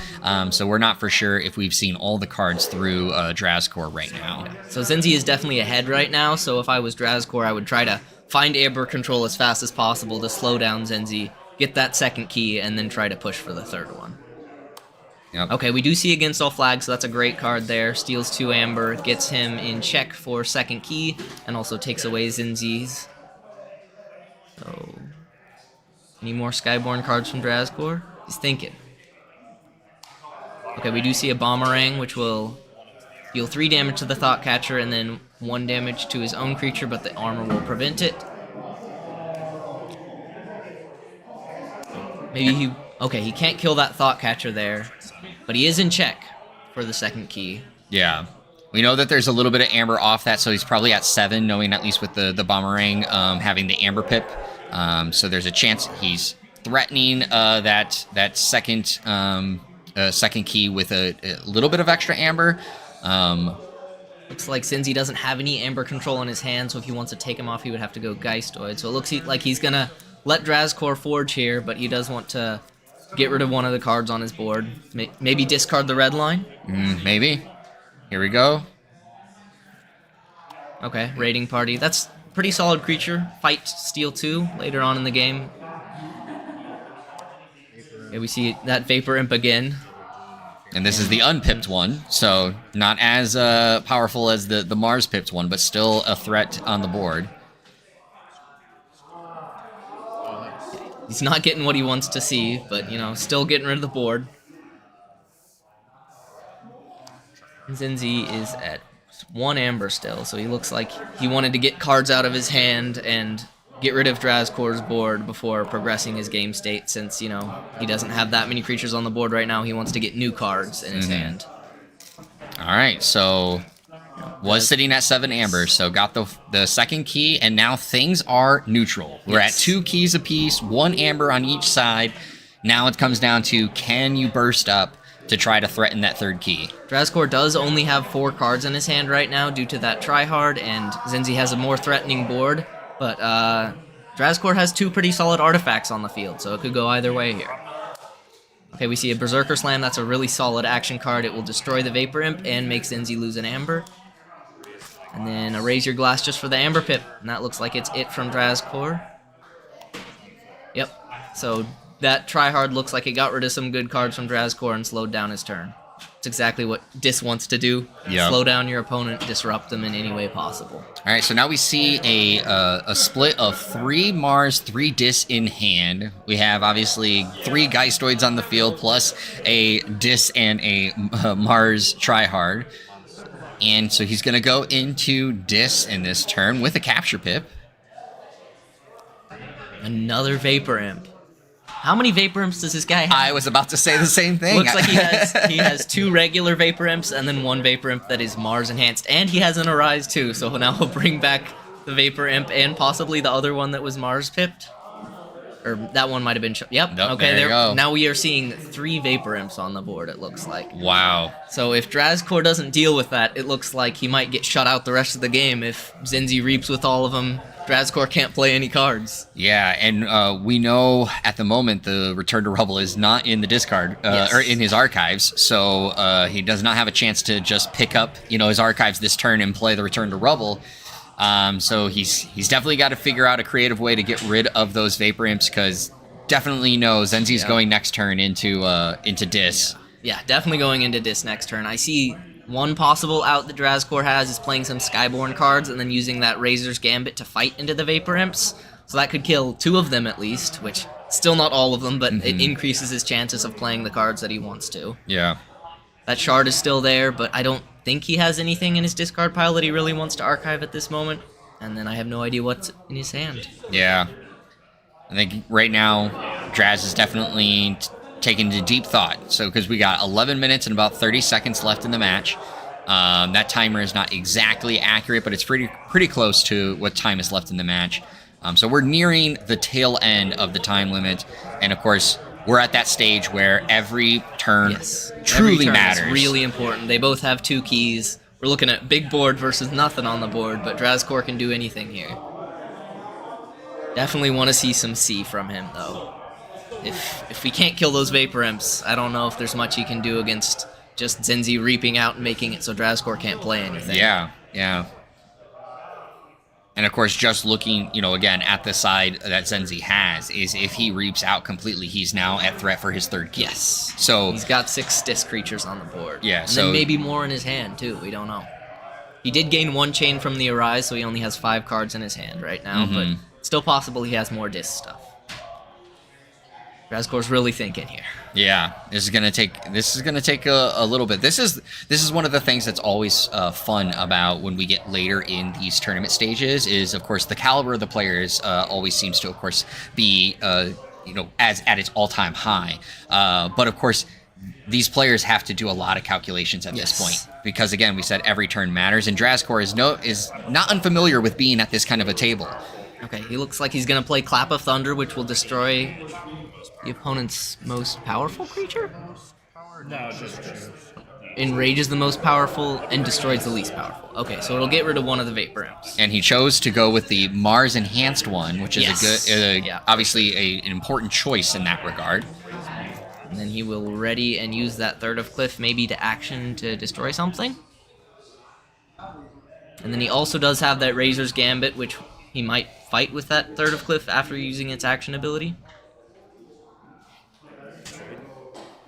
Okay, he's just going to directly fight the Third of Cliff into killing the 2nd Vapor Imp. So he did get rid of 2 of the Vapor Imps. Zenzi still has 4 disc creatures, so he will likely just reap out with those cards and try to get that Vapor Imp to hit either an action or a creature to make sure Drazkor can't do anything to stop him. Yeah, and he's currently sitting at 1 amber, so if he reaps out completely, he doesn't get everything. That's a disenhanced Colonel Slime again. Then he's discarding. Yeah, so he did that to capture. He's going to so reap he's out. He's going to go dis here. He's going to get up to 4 amber. It'll be 5 after that Vapor Imp reaping. It looks like he might not have any more disc creatures, but still discarding an action card here will hurt Drazkor for sure. There we do see an in here somewhere, which will hurt Zenzi a little bit, but it'll also slow down Drazkor. So yeah. So the one thing that's good for Drazkor is that Zenzi is not at check for his 3rd key, so he has a little extra time at this point. For Zenzi, of course, knowing that he hit the action, that probably helps him, depending on what is in Drazkor's hand, for setting himself up next turn to get into check. So really interesting to see what Drazkor is going to be able to pull off in this turn, because again, we always love when players lean their cards out far enough for us to see, but Drazkor is keeping his hand, his cards close to his chest, so we don't fully know. If I was Drazkor in this moment, I would definitely try to deal with that Vapor Imp. In my first game that I lost, I actually lost because a Vapor Imp stopped me from being able to do anything. So they got to check on their 3rd key and hit an action card with a Vapor Imp, and I would have been able to stop them, but I couldn't play any action cards. So if possible, I would definitely try to target that Vapor Imp so that Drazkor can still play his action cards next turn. All right, so goes into Geistoid. Looks like he has Red Line and one other Skyborn card in his hand right now. He's going to play that in here somewhere. Maybe archive some Skyborn Steel? Well, he discarded the in here somewhere, then used the shard. Ah, okay. Yeah, because remember, he hit it, and he doesn't have... It seems like he doesn't have it. Oh, that Thought Catcher has Amber on it, and since it has that upgrade, he can spend it as if it was in his key. So okay. He can't use the red line because of the action card being played, and it wouldn't work anyways because Zenzi only has 5 Amber in his pool, but since Thought Catcher also had 3 Amber in it, it is enough to let him forge his 3rd key. And there you go. That is the game. What a really well-played matchup from both of them. Obviously, Zenzi had really good run there at the beginning. Drazkor really dragged it back to start to make it interesting. And then, of course, here at the end, Zenzi doing just enough to sneak away with this victory. Yep. It looks like Zinzi's continuous board presence was just too much for Drazkor to take care of. Playing all those Mars and Disc creatures again and again was just too much. That Arise to bring him back the last time just really finished it off. How did you feel about watching that matchup and seeing what each player were using with their pods? I mean, they had some things that were very similar in nature, obviously because of bringing some of the same houses,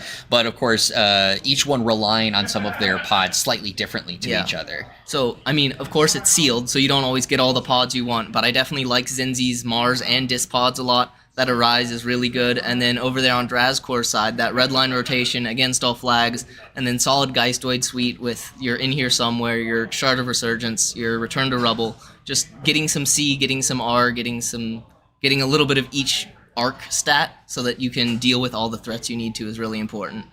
I would say Drazkor's Brobnar pod probably did the least out of any of the pods there. It was probably used to just get board presence and control it, but since Zinzi just kept flooding it with those Disc creatures, it wasn't really able to do its job. Yeah, so of course, congratulations to Zenzi for getting the win there, and obviously Drazkor not out of the tournament yet, just dropping into X and 1 pool, has a chance to get himself back into the top cut. But with that being said, we're going to take a small break to check on things over in the room, and of course, Unfathomable, thank you so much for joining me for this. Of course. So don't go too far, everyone, because we have more KeyForge action coming to you from Vault Tour Roseville here very shortly.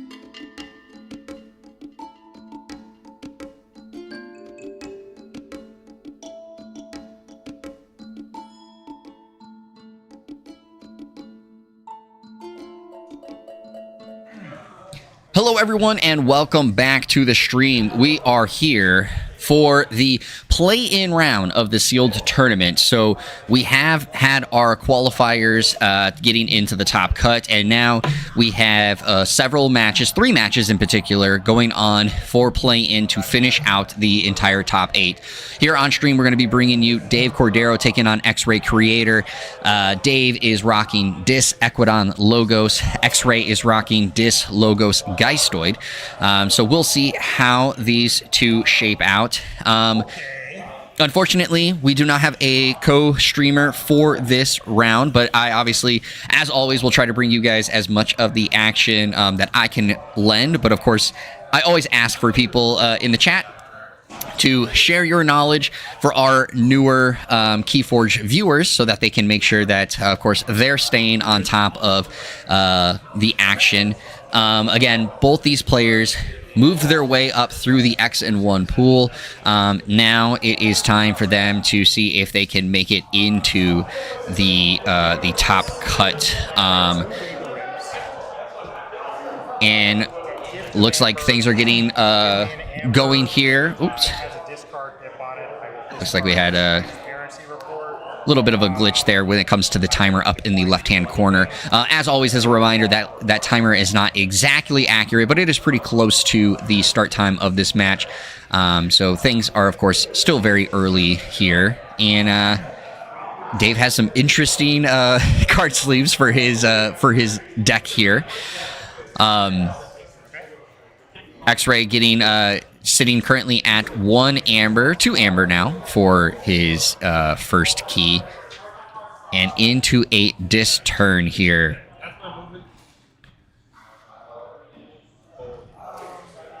Has a capture pit, but nothing to capture off of it, so just playing it. An ending turn, drawing 2 cards, now moving things over to Dave. Thank you all for being a part of the stream here on the day. Again, this is the play-in to get into the top cut. We do plan to do the round, the top 8 round here after this to move things along before kicking off into the rest of the weekend. But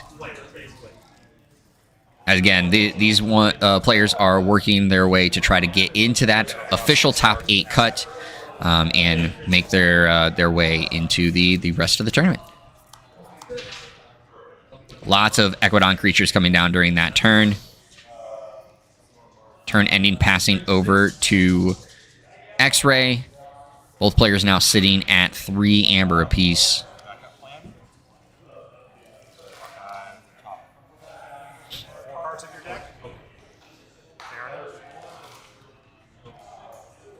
And we'll pass along where the players are, who's qualified, all that after this matchup. But again, just due to the timing of getting everything done post round 3, of course, did not have enough time to come back and give you guys an update on how things have gone.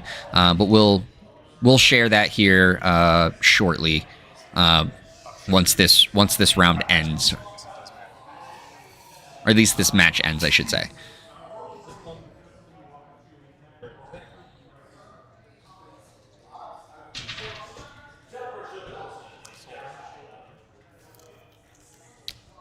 All right, X-Ray getting rid of the daughter there at the end. Now moving up to 5 amber.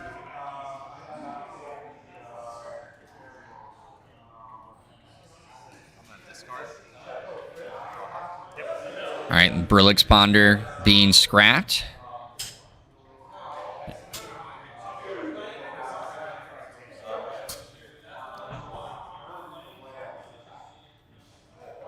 All right, taking a look at the discard pile now.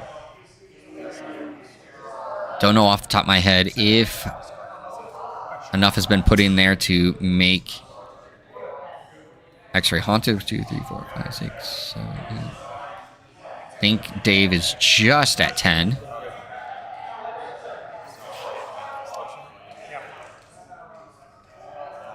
All right, and that is a Logos enhanced card.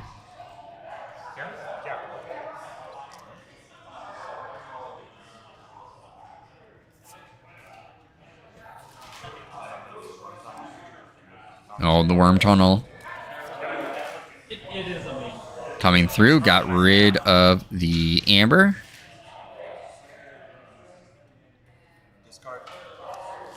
Another Brillix Ponder.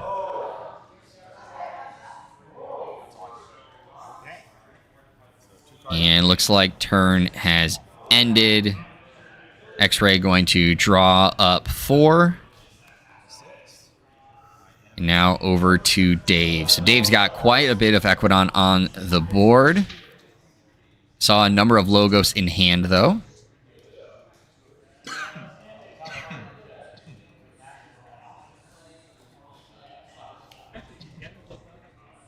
All right, Magic Duck in the chat, which thank you so much for stopping in, Magic Duck, says that the sleeves are caricatures of Reapout peeps on Dave's side. So now that you say it, makes total sense.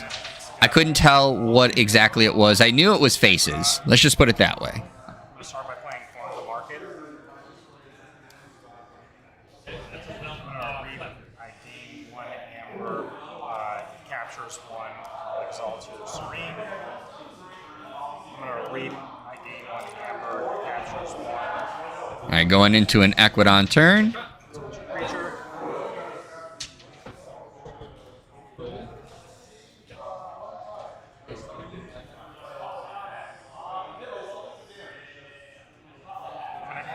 There's the gem coat vendor. Gonna do some damage to itself, but get some from there.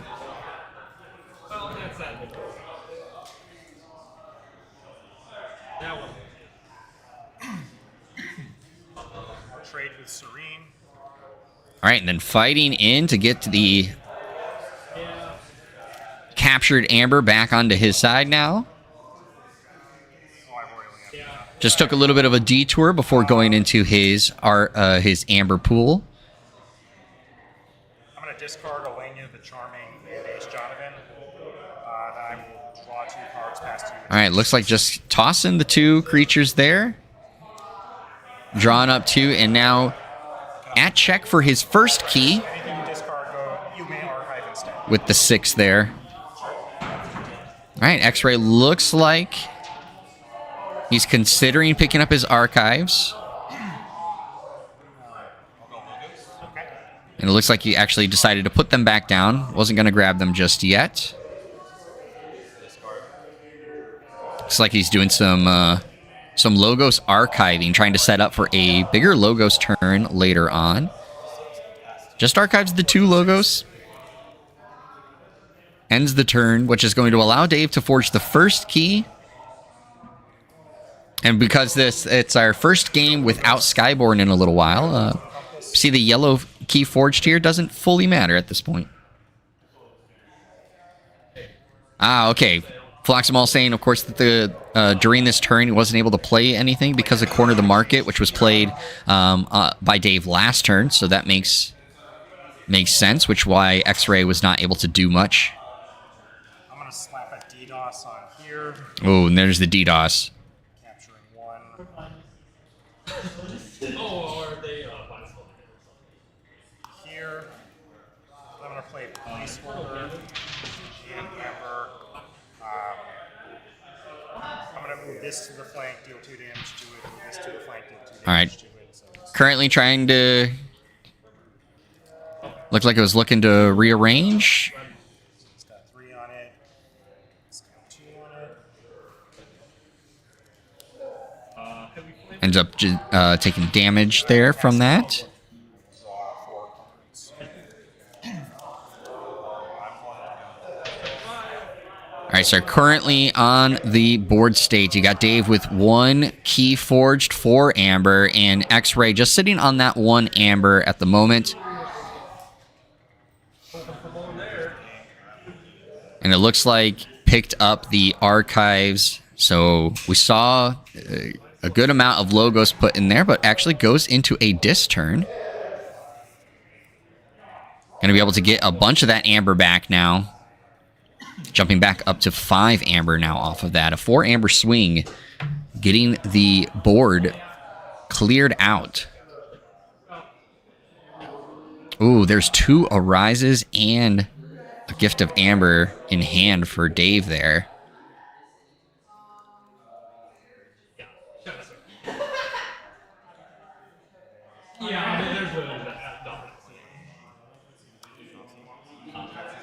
All right, Chauncey with a discard pip. So what is going to be discarded off of this? It does have an Amber. Discards Colonel Slime, which is going to be able to capture another one onto Chauncey. Another discard pip. One's going to be discarded this time.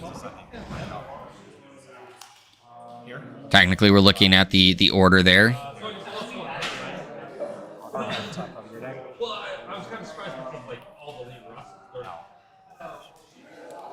I lose 2.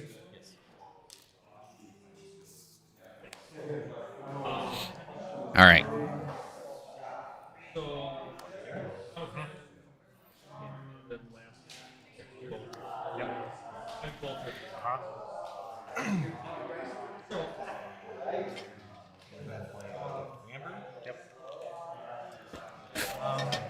There's the Gift of Amber coming out there.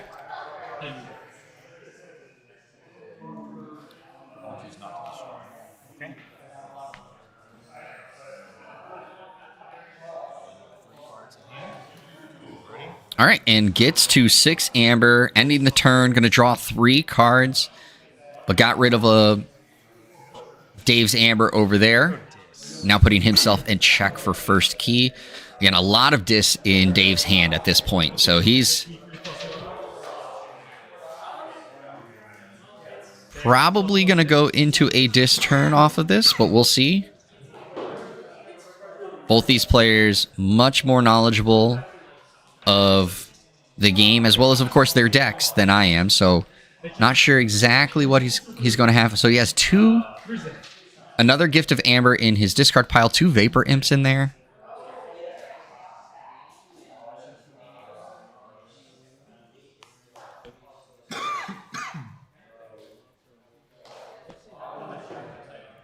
All right, Dave taking his time, trying to figure out exactly what he wants to do.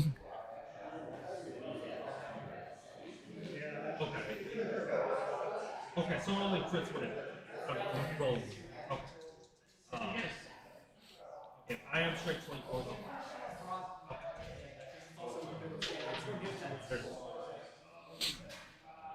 Whatever. -5. 24 damage.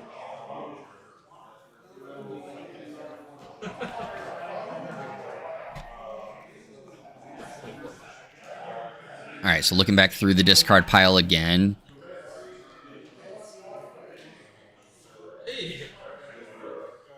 We're at about 30 minutes left in the round. Okay, hold on.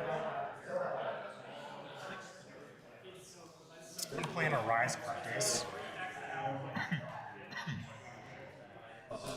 Let's do this.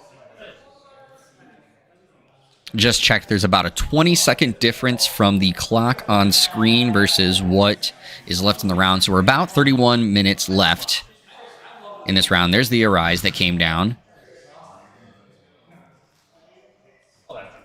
Chain.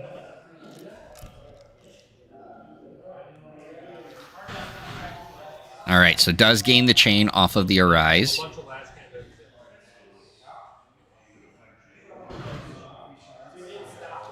I'm going to play a Vapor Imp. All right, Vapor Imp coming down.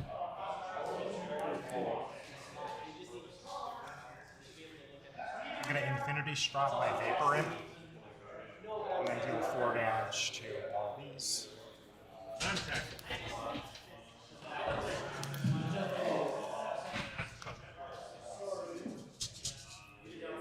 All right, able to get the Amber back off of Chauncey there. Mosquito. Vapor Imp.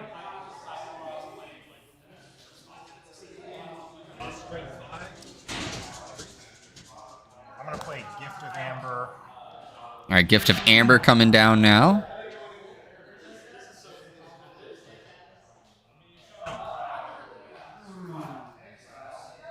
To to kill these two. Each need 1. 2 from the Chauncey. Destroyed, so I had 0. 2 from the Chauncey, then 2.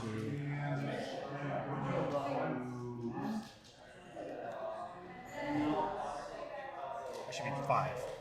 All right, so just double checking, he did not gain the amber off of the gift of amber, so that's where you saw Dave was pointing out he needed to gain the amber off of that, so gained that extra amber. Now we have the second arise come down, which is going to allow a recursion of those disc creatures. It's going to give him a second chain. Vapor Imp, Mosquito with a discard pip. All right, and you saw the Logos creature being discarded because of the discard pip there. Flailing.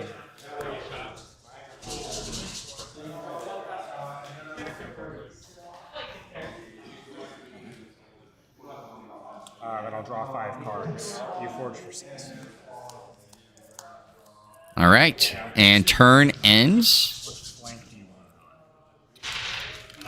Dave is trying to grab the the helicopter there.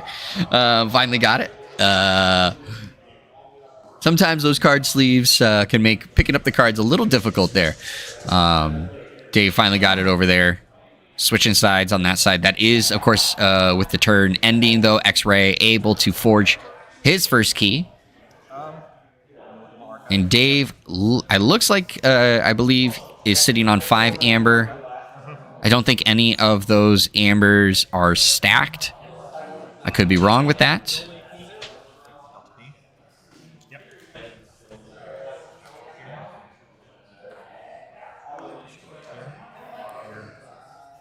All right. And that's going to remove a lot of those disc creatures that Dave had just spent time pulling back out. And there's a Vapor Imp for disc coming out on the side of X-Ray.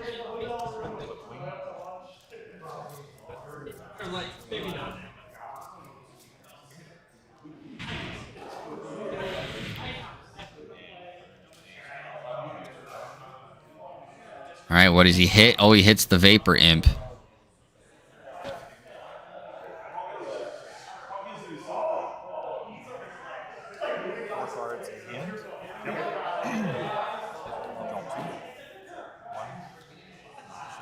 All right.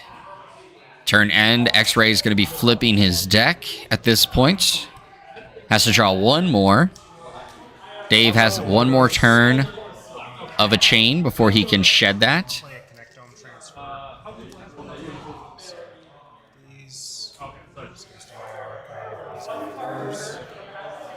All right, and there's the Connectome transfer.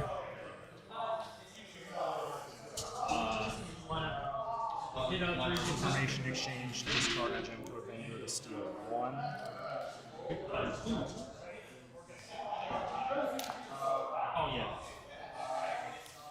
All right, and that's cutting the deck to still draw that additional card that X-Ray needed. Sloppy Ladder. I'll pass you and I'll draw 5 cards. All right, so that's going to shed the last chain. Shuffle and draw 1. Dave is at 4 cards now, going to be flipping his deck. And looking at Dave's amber pool, looks like we're sitting at 8 amber for Dave. So threatening that second key. With, at this point, pretty much a clean board state from both sides.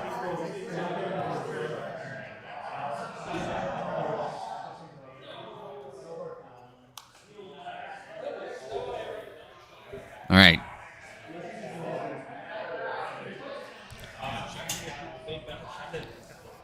And we've just hit the 25-minute mark in the round. Again, there's about a 20-second difference from the timer that's on the screen versus the actual time left in the round. Board state, again, fairly empty on both sides, but of course X-Ray does still have the Logos artifact on his side.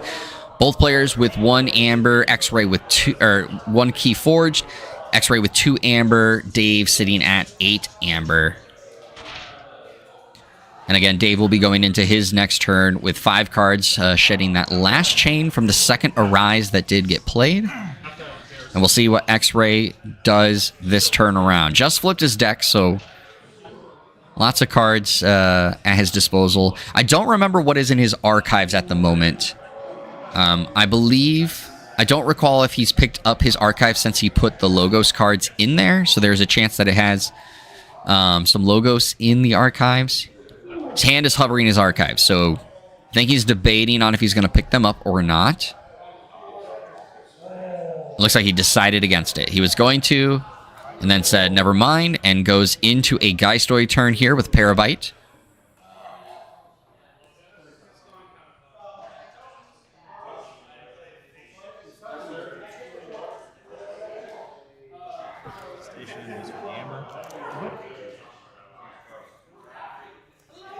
All right, just gets the Amber Pip off of it.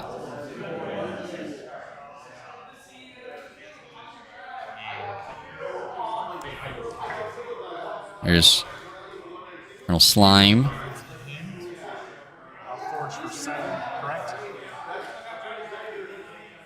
All right, so Dave able to forge his second key at this point.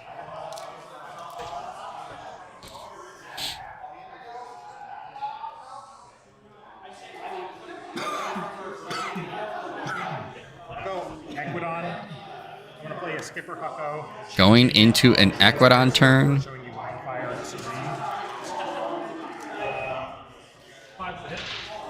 It's 2 amber.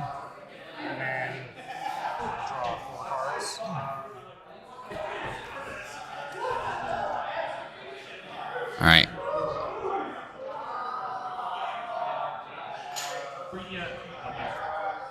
And draws 4 cards.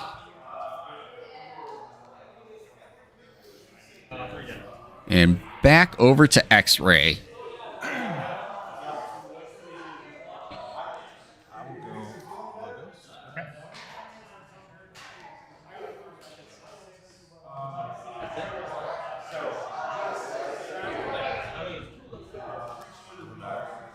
All right, we're going into a Logos turn here. Archiving the creatures on the board.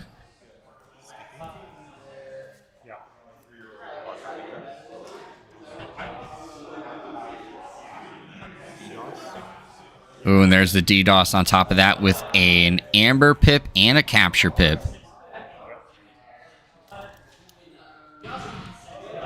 Ooh, and gets to ward on top of it. Drawing 3.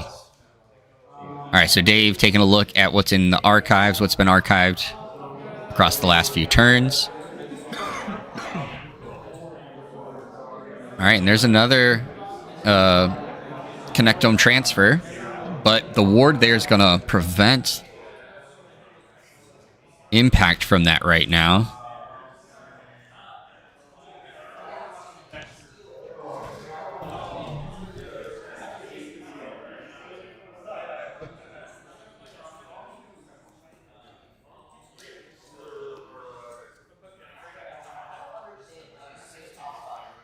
All right, Dave doing the right thing, moving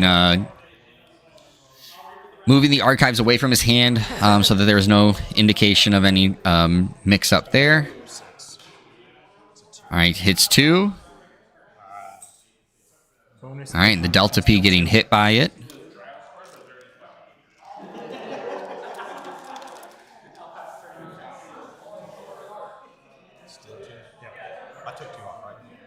I believe you were at 4.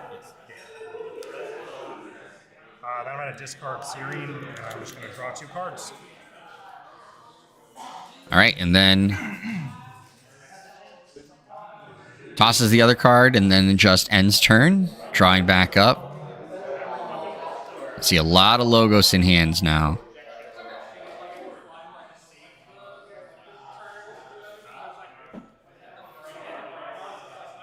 Dave currently at 4 amber towards the 3rd key. X-Ray trying to get towards that 2nd key and even things back up. There's the Suspendamander coming down.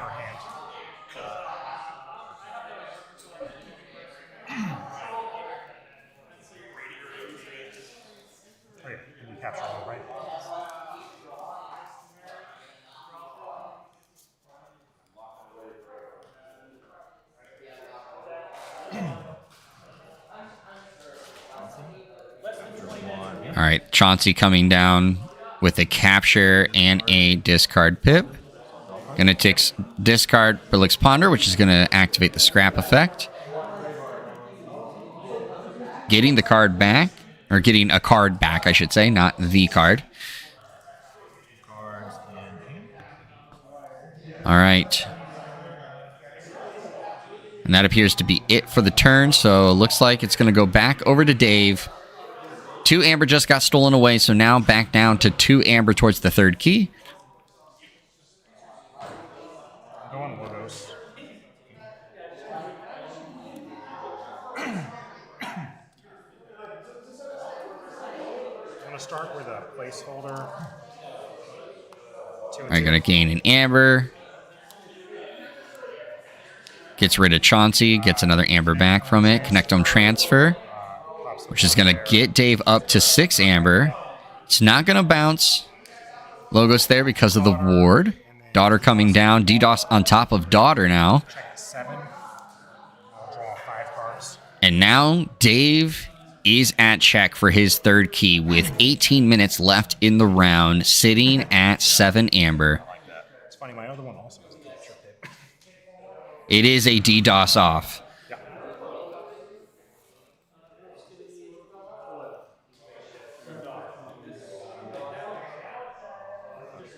I'm going to call Geistoid. What you think? All right, X-Ray looks like he picked up the archives now. All right, returns with the Daughter of their own. Has a discard pip. What's coming through here? A Parabyte now. Gonna put it on Daughter.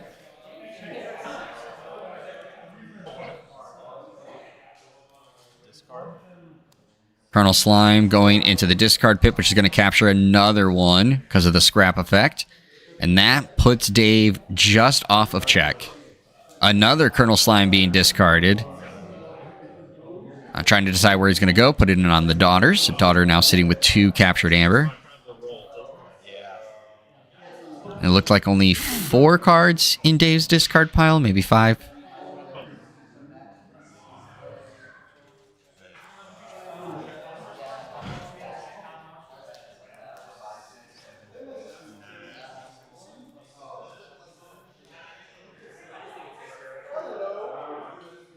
Both players playing really clean at this point. Trying to make no mistakes because, again, this is their chance to get into the official top 8. And then here comes the In Here Somewhere.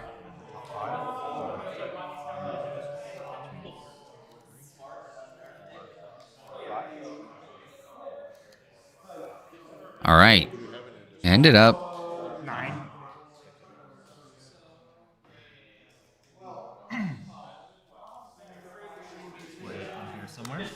Oh, second In Here Somewhere. That makes sense. So it looked like the first one, X-Ray was not quite in haunted status.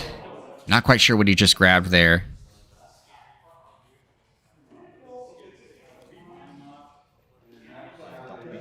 Okay.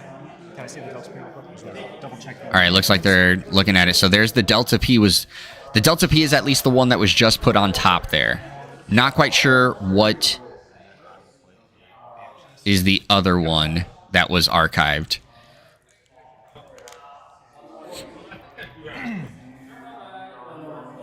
All right, X-Ray now sitting at 6 amber towards the second key.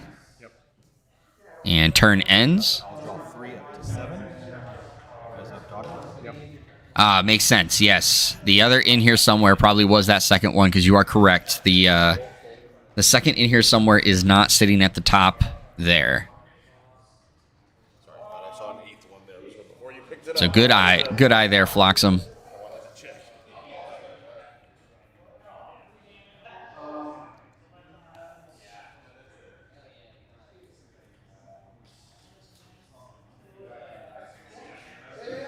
All right. Dave sitting with both Arises again, but doesn't have a lot in his discard pile, so... I think I want to go with those. How going to start by playing a All right, Worm Tunnel coming through. take the 1 from here, put it in the common supply, and draw 2.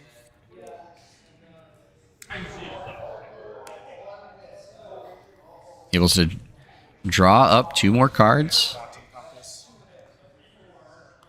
I'm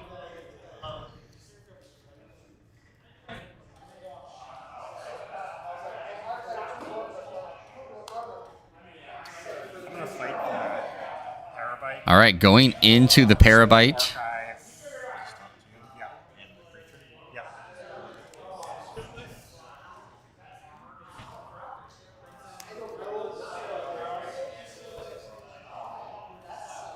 And I'm going to cast Dave.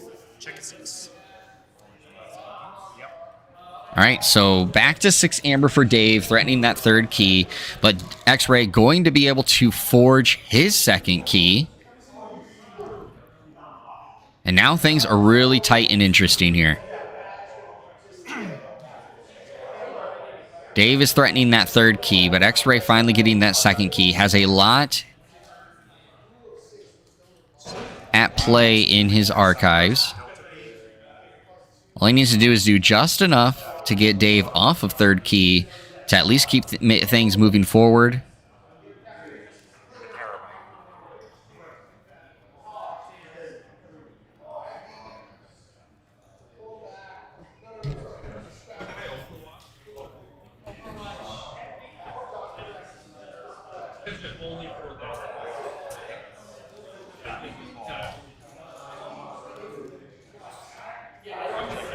All right, X-Ray really looking through.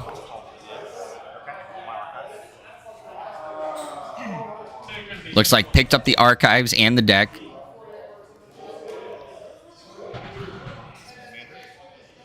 Goes into a disc turn. Suspend Demander there with the Vapor Imp.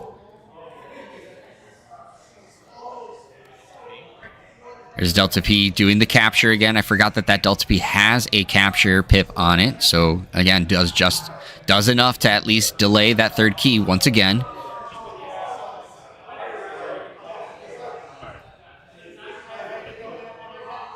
X-Ray continuing to do what is needed to keep this thing going and continue to step and crawl his way back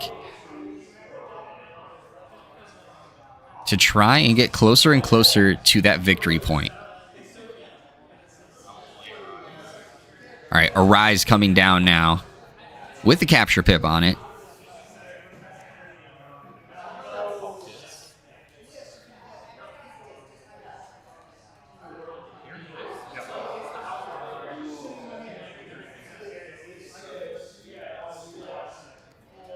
All right, gets to bring 3 back.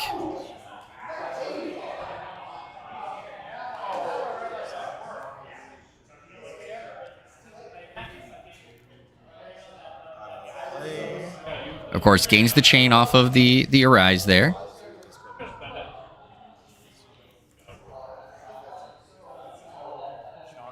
And a big board being built up. Another capture pip on Chauncey. Going to put it on the Helichopper. Does have to discard something. Does the Brillix Ponder, which is going to allow the draw there. Good combination off of that. Another capture pip. And just like that, Dave went from on check for his 3rd key to down to 2 amber.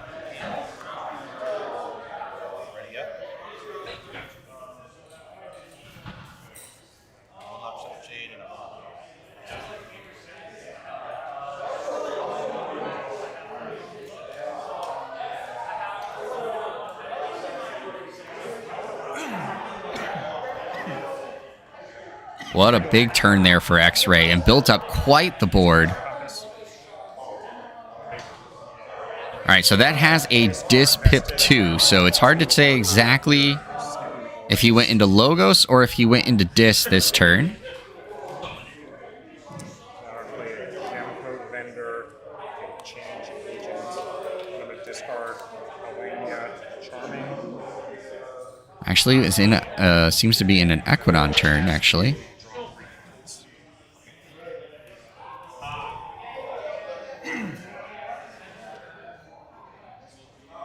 All right. Back over to X-Ray.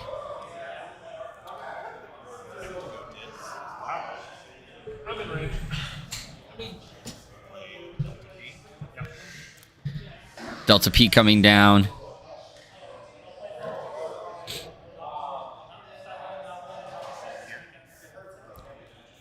Takes out the gem coat vendor.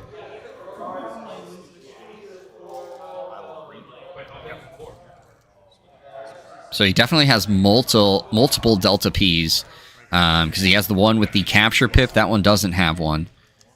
Just 1 through 6. It's a 6. Okay, action.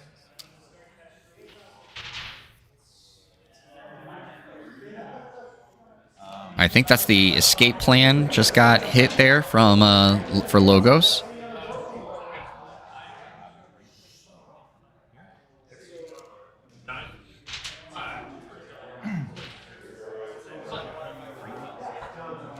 I think that came off of the Vapor Imp there, if I remember correctly. So that means no action cards next turn for Dave.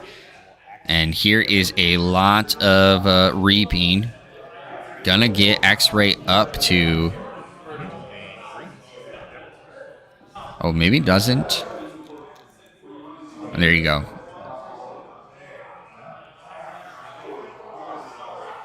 Up to 10 amber on the side of X-Ray now towards that third key.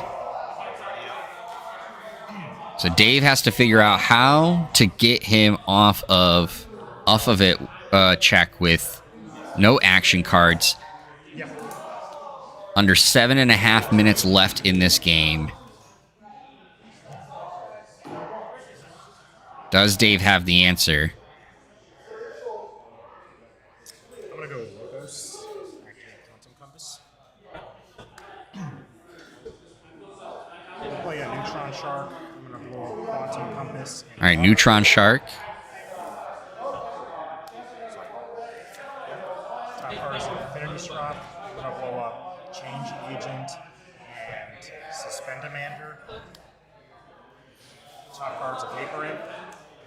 I'm going to discard the Helichopper and the Neutron Shark. Top each corner of the market. Corner of the market sitting there now. I can see. Good game. And that's it.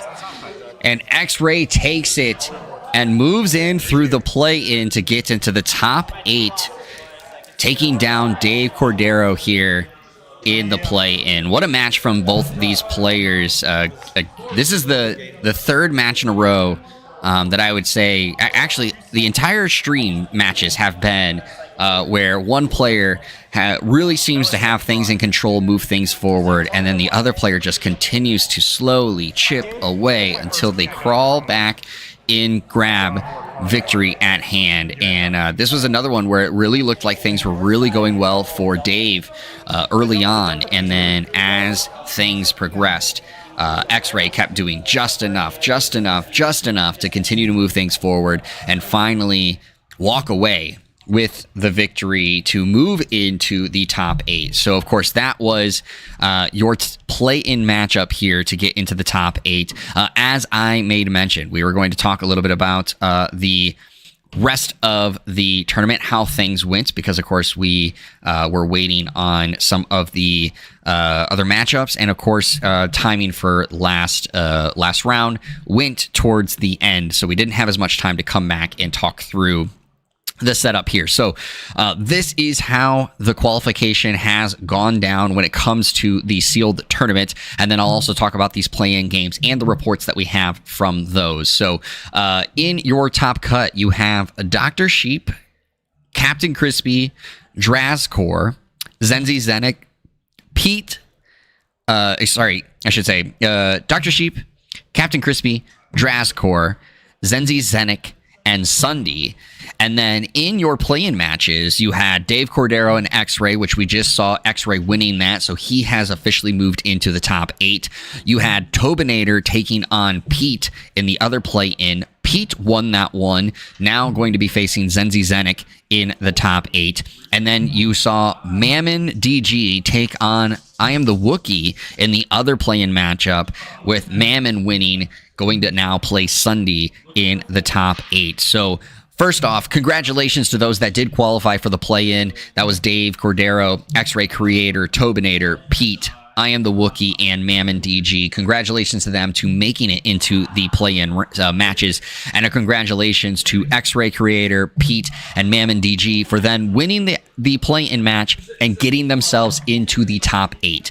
So your now official top 8 from the cut is Dr. Sheep, X-Ray Creator, Captain Crispy, Drazcor, Zenzi Zenik, Pete, Sunday, and Mammon DG. So that is your top 8. Congratulations to all of them for moving on into this point.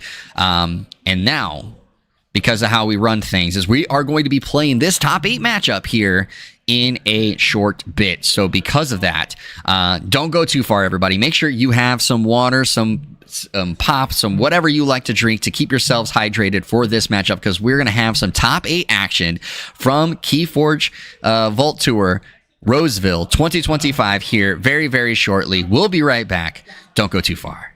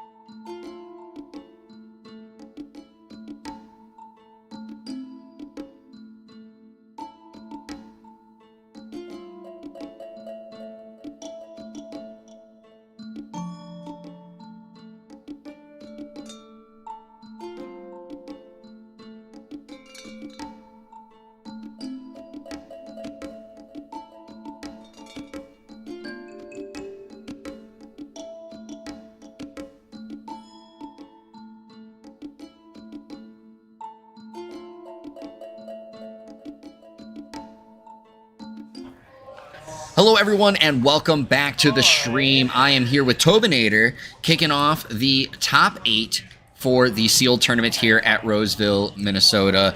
Tobinator, how are you doing, man? How have things been going for today? We're good. I played in the play-in and got thoroughly romped, but Oh, no. I got to the play-in, so I tripled the number of Vault Tour wins I have on my belt. So hopefully tomorrow will be even better. There you go. All right. Well, So, yeah, you, we're good. you bowed out because you wanted to come here and commentate with me. I totally understand. So we'll keep that as the story going on right now. But here we see on stream in this top 8 matchup, we have Captain Crispy taking on Drazcor. We've seen both of these players here on stream earlier in the day. Captain Crispy took on Mammon DG. Drazcor took on Zenzi. Unfortunately, Drazcor came out on the losing end in that matchup. Captain Crispy came out on the winning end of his matchup. What we're seeing here for their pods, as a reminder now, Equidon, Geistoid, Mars, and of course for Drazcor, we got Brobnar, Geistoid, Skyborn. Tobinator Starts with the so I haven't seen these decks, right? Because Yes, I've been for playing. sure. So you all have seen more than I have. That's a heck of a strong start for Equidon there. Change Agent and then Sandworm. The steel makes sense.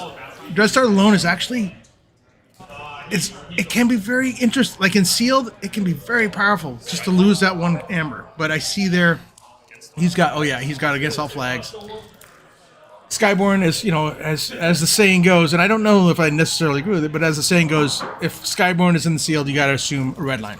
Mm-hmm. I think you have to assume. And so red line you can play around. You cannot play around against all flags. Yeah.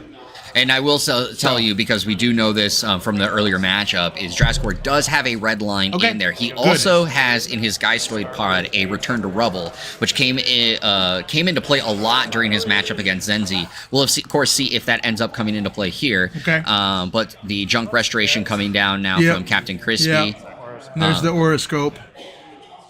Gives you potential purging ability. When you go to like fancy restaurants. So he chooses to take the Horoscope They have, like, because glass fires he's and in stuff. Geistoid already. So that Just makes buy- complete sense. Plays it, captures. He plays it, captures one, does a damage to somebody. A damage. What's the damage? Yep.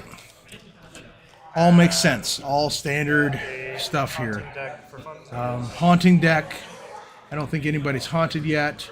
A energy vamp. Energy vampirism. Capture one. Ooh. Damage two. Do some more damage to Raiding Party. And He's got an in here somewhere, but he's not quite haunted, so he holds on to it, which is not a rare thing, right? Yeah. Like, it's so valuable that it's worth a chain for a couple times to get those 2 cards later. Yeah, and you saw actually with that draw, Captain Crispy get a lot of Mars. So it's potentially setting up a Mars turn in the future here. Draz, I'm not quite sure what he has at the moment, but of course we see the Skyborn on the field. An It looks like Indigo, Echo Fly. he's got a fancy Donovan there. He can fight with the Dreadstar into the Donovan. No, he can't fight with the Dreadstar into the Donovan. He can't really use the Donovan on the scrap right now. Yeah, so I The think Donovan scrap is such a powerful scrap ability. I mean, like when they end up pipped, you're like, oh no, because you want to use the scrap without paying any additional cost. yeah, and for our newer viewers, I mean, we're not seeing that going on right now. Of course, Skyborn a turn being done here by Drazcor, but what is the scrap effect for Fancy Donovan? Ready and fight with a non-Brobnar creature, right? So Dreadstar alone is a Brobnar creature, so you couldn't do that there. And it didn't make sense to do it with Skyborn as well. And it looks like there's a disc. Oh, it's a disc-pipped raiding party for Drazcor, but he doesn't have disc. So Yeah. it's a blank pip basically. Total Recall. Yep. And there's the Equidon back. Oh, and a double pipped Brain Dart. Wow. That's a huge 3 amber swing right there. I have a discharge for fun. He discards the ID, Box with a discard. plays, And I will pass it up. scraps, 7. all hands. Really cleaned out his hand. Oh, now he has Geistoid and Equidon. and I think another energy vampirism. Yeah. Captain Crispy is set up here. He's on check. And I believe. Well, but yeah, no, it looks like Draga's set up to do some stealing. Right, he can steal the raiding party. If you can get another Amber out of there somehow. Oh, that'll do it. Yeah. So he DB scraps DB Goober to beautiful fights. There's the scrappability of Yeah. Donovan, right? He fights, he steals. So Goober makes him lose 2. Fights, steals, reaps. He turns the tables. Checking 6. Drawing 2 cards. That's the kind of turn I love in this game. Where you're like, I'm just going to kind of piece something together. There's a little house cheating. There's some scrapping. That's something that the game has evolved to that point, where instead of just playing cards, using cards on you're scrapping things to get effects that are on the table, which is really cool. The scrap effect, I think, is maybe one of the best mechanics in this game. Discard pit. And energy vampirism, huge. Okay. Huge, because it takes Capture 1 from their own side. Draz off check, and it does 2 damage to somebody. Yeah, and he has a lot of choices there that could clear something off the field if he really wanted to. Yep. So he does 1 damage there and 1 damage, because you can split the damage up. Yeah. And so he's able to get all that amber back that was captured on the side of Drazkor. In here somewhere. Oh, man, and he has... I shall grab those. as the opposing player, as a player, you love to see in here somewhere. As the player on the other side of the table, You don't want to see it. hate to see it. Unless you happen to have a clipped wings in your hand or some kind of other archive hate, right? It's just so. Ooh, and a a second one coming down now. Oh, no. With a capture pip on top of it. Oh no! And he brings. Yeah, so that's what you do. You just cycle the IHS, right? So archiving to in here somewhere and the junk restoration. And I didn't see what he did before. Could I see your discard? All right, and now taking a look at the discard pile from Drazkor, just trying to verify what is He's not in even there. haunted. He's not even close to haunted. Some of the stuff in Amber Skies, right? The Geistoid stuff triggers off your opponent being haunted. Yes. Wow. That's a good Geistoid pod from Captain Crispy, from what I saw there. Yeah, it is definitely a strong pod in the first matchup that we saw there. Yeah. And we're seeing it come into play a lot here in this early matchup as well. Yep. And it's the pips, right? It's the actions that are good actions that have pips on them. So you're getting bang for your buck on both of those things. You're getting the amber and the action. All right, there's the shard coming down from Drazkor. This is a shard that he used quite a bit in his last matchup. And does he doesn't have all the shards, of course, because otherwise he'd be playing an Archon deck, and I don't think he's doing that. Right? So what are the other he doesn't There's the return to Rubble going into the discard pile, possibly setting up a future turn to archive that. Does he have archive stuff? Do you know? With the shard, he'll be able to put that in there. So it's not a guarantee, of course. He might choose a different target with the shard, but we'll be able to utilize that potentially if he feels like board is going to be a concern for him. So he picks up he has a ton of Geistoid. Oh man, a junk with 2 pips.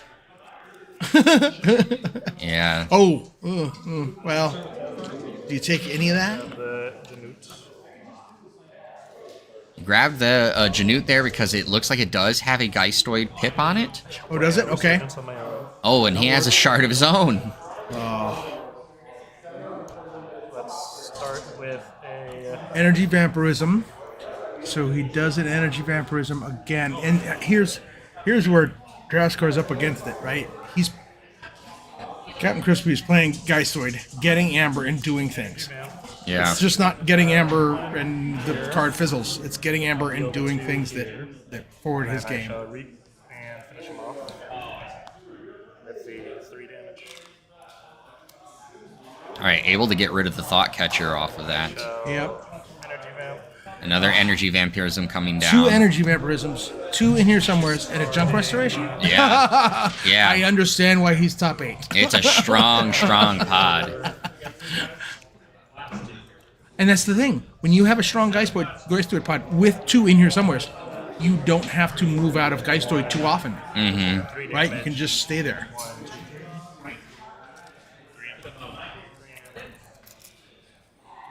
All right, gets rid of both raiding parties. We are. Yeah, and Cap Marrow has a good point in that, saying that having that huge tempo advantage allows Captain Crispy to I guess I didn't need a absorb a red line. Right, Yeah. right now, I think he's at 10, so he can't completely absorb it. Well, he's about to be at 11. But here, if he gets one more amber, he can take a red line and still forge. Yeah. somewhere. And of course, makes Wow. sense what he's archiving right here. Yep. You know, Yep. in here somewhere, the energy vampirism. One of the pip is going into archive. Just setting it up to where he can then archive the other in here More somewhere. and more and more. And it's got a high stakes churn too. A high stakes churn. That's hysterical. That can be so Equidon, right? Equidon, the whole theme of the house is that you have good things, but you pay. It's kind of a backwards payment system. Yeah, for it's a it, right? barter. Like, yeah, You it's get a some barter. things, It's I like get some things. Closed door negotiations. I get some amber, you get some cards, whatever, Yeah. right? We it's a deal. But high street churn exemplifies that. Let's get rid of your hand. If we're lucky, let's get rid of your hand. But then you draw a whole new hand, and it might be better than the one that was discarded, right? So, oh, there's a red line. Yep, there it is. So he loses half, and he's still at 6. All right, and it was necessary at that time. Had to do Oh, that there's against all flags there's on the top against of all it. flags. Yes, and that is huge, right? Big swing right there. Huge. Red line with AAF. Red line with, heck, safe port. Yeah, and I don't think Drazcor has safe port. We did not see No, that. yeah, probably not. Probably not. Not with what I've seen. I think we've seen almost all the Skyborn cards.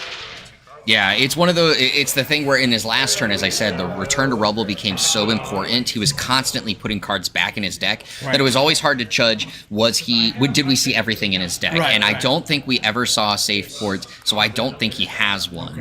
Okay. But there is that chance because of how many times he had to play return to rubble. Here's the case where he didn't hit a single Skyborn card. This card, Sky. So now, Draz might have a handful of Skyborn. But so Ace Donovan is there, taxing it 2. Oh, another high street churn? Are you kidding me? And Aerial Peddler. Wow. Shall pass. And he forged at 8. I'm So drawing he's taxing it 2, so it's a 9 cost, and Draz, score has 9. at least 9. At least Unfortunately, his cards Yeah. are just off, so there's a chance there might be an amber pip that, or an amber that's just off screen there, but it looks like he might have just 9. We'll see if he keeps any off of that. Oh, yeah, he looked like he was at 12. So, Yeah, wow. so that was boy. a big turn Yeah. last time. I said it, but didn't look to make Oh, me- 2 more. He got taxed. Okay, so yeah. he didn't realize the tax there until the end. Okay, so That was my goal. Draz is seemingly moving pretty fast to think about things. He's got mostly Brobnar in his hand. Has you discard? He's got a Skyborn Goober. I think he goes Skyborn here. Captain 'Cause he's Crispy got taking blue. another chance. So Looking he's at- got blue, so he can fight with Scalawag Finn twice, So right? Yeah. Because Scalawag fights into Peddler, heals 3, Indigo reaps. His blue key is forged, so he readies and fights with Indigo into Wellstring.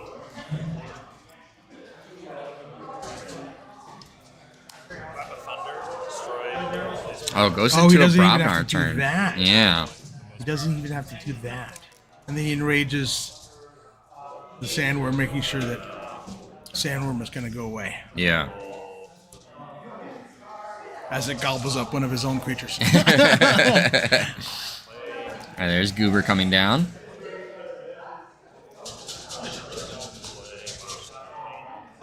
ever so awesome Bosch isn't yielding, and he's not yielding the key because the key costs +2. Ah. 1, 2, 3, 4. So Captain Crispy's Ace Jonathan comes back to kind of haunt him a little bit. Yeah, not able to forge his own key because of it now at this point, but is able to pick up his archive, which again we know is in here somewhere, as well as the energy And a vampirism. Parabyte? Oh, he's gonna do that? Huh. Interesting. So he might Scope. do kind of a cleaning hand here. He's gonna get rid of a Kaboom and purge the red line. Yeah. I didn't even have to wait to see what he was gonna purge.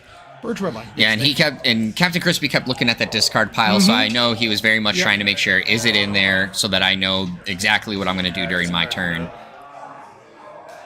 Energy vampirism.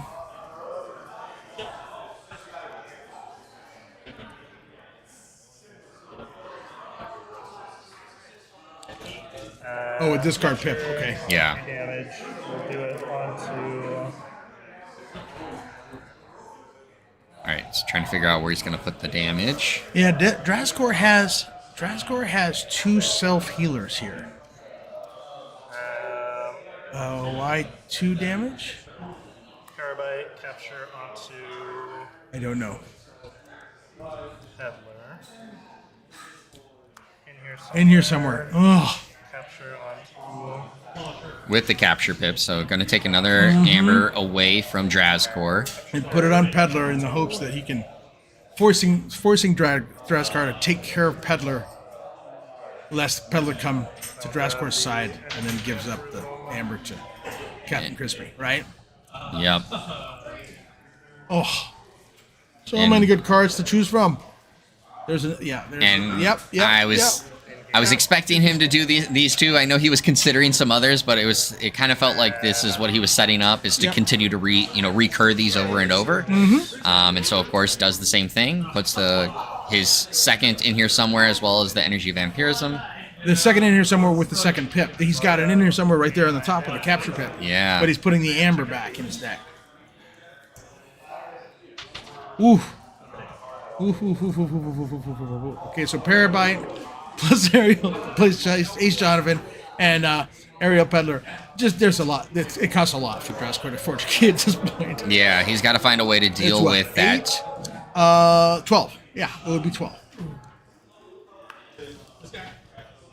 All right, so he's sitting with a number of Geistoid cards in his hand. I saw he had his own in here somewhere in there. I think I also saw a Junk Restoration. I could be wrong. I see in here. I think it's the card right underneath that is the Junk Restoration, but I could be wrong. Champion. It looks like Pipe Champion. Oh, man. I think. All right, so going into Skyborn. Skyborn. I think you go Skyborn. Because DB can reap and have them lose an Amber. But you don't necessarily want to kill the Aerial Peddler, because the Aerial Peddler is keeping Captain Crispy off check. So reaps to lose 1, to gain 1 and lose 1. Yay. Fight into Parabyte. Yep. Heals 2. No, he doesn't take. Heals 3. There you go. He reaps, and who's he going to fight with? Ah, yes. The self-healing Brobnar creature that is the bane of all existence. I tell you, I faced a lot of Bosch today. I just, you just can't. You need a 6, and for some reason they don't attack into the 6s. Yeah, he's a tough one.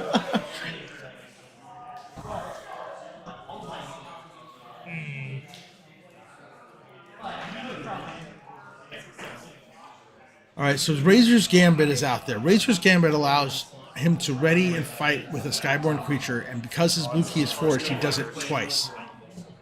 That allows for a lot of board control. Stone flags, the one with the extra, I suppose. The other one doesn't.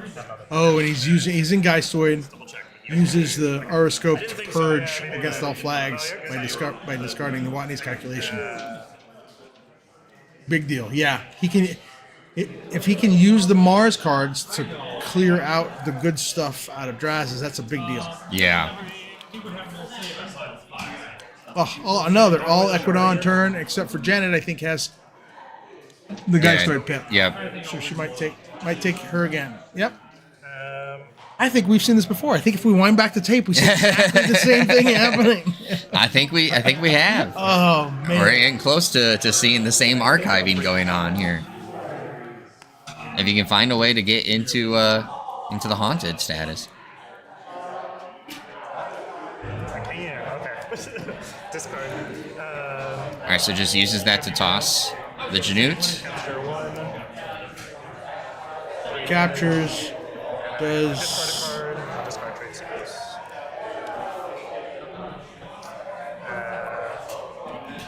One, two. 2 damage. I'm not sure why 3 damage is happening, but We will start with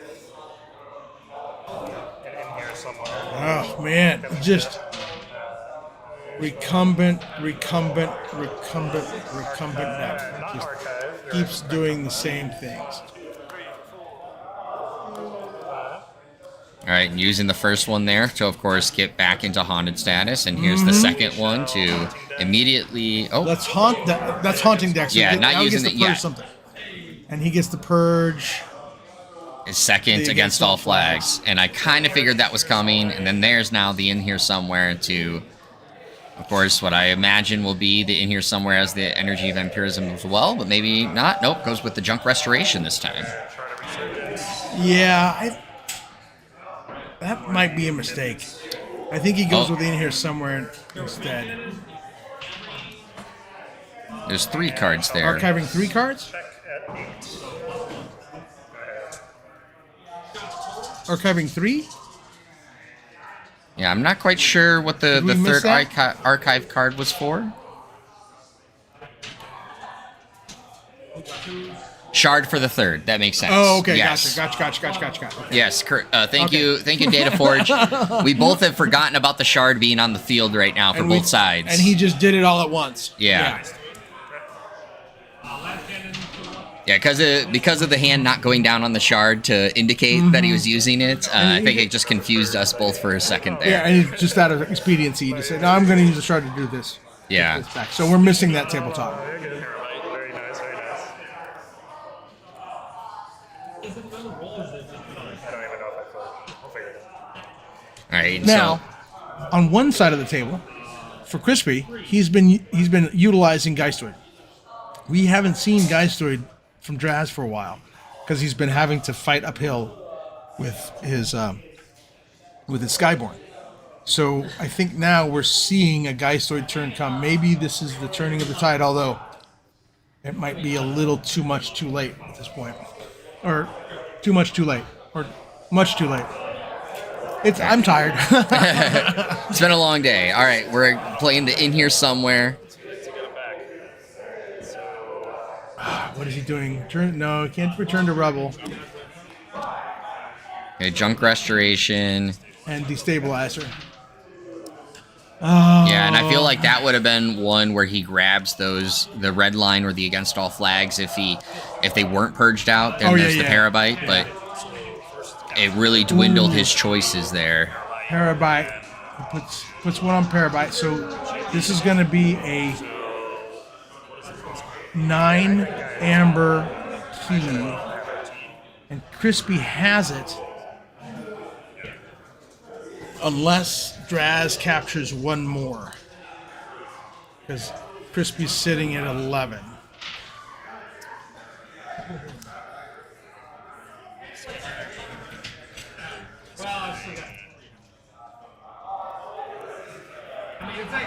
It's got to do a discard here. What is he going to discard? I think he's weighing it out.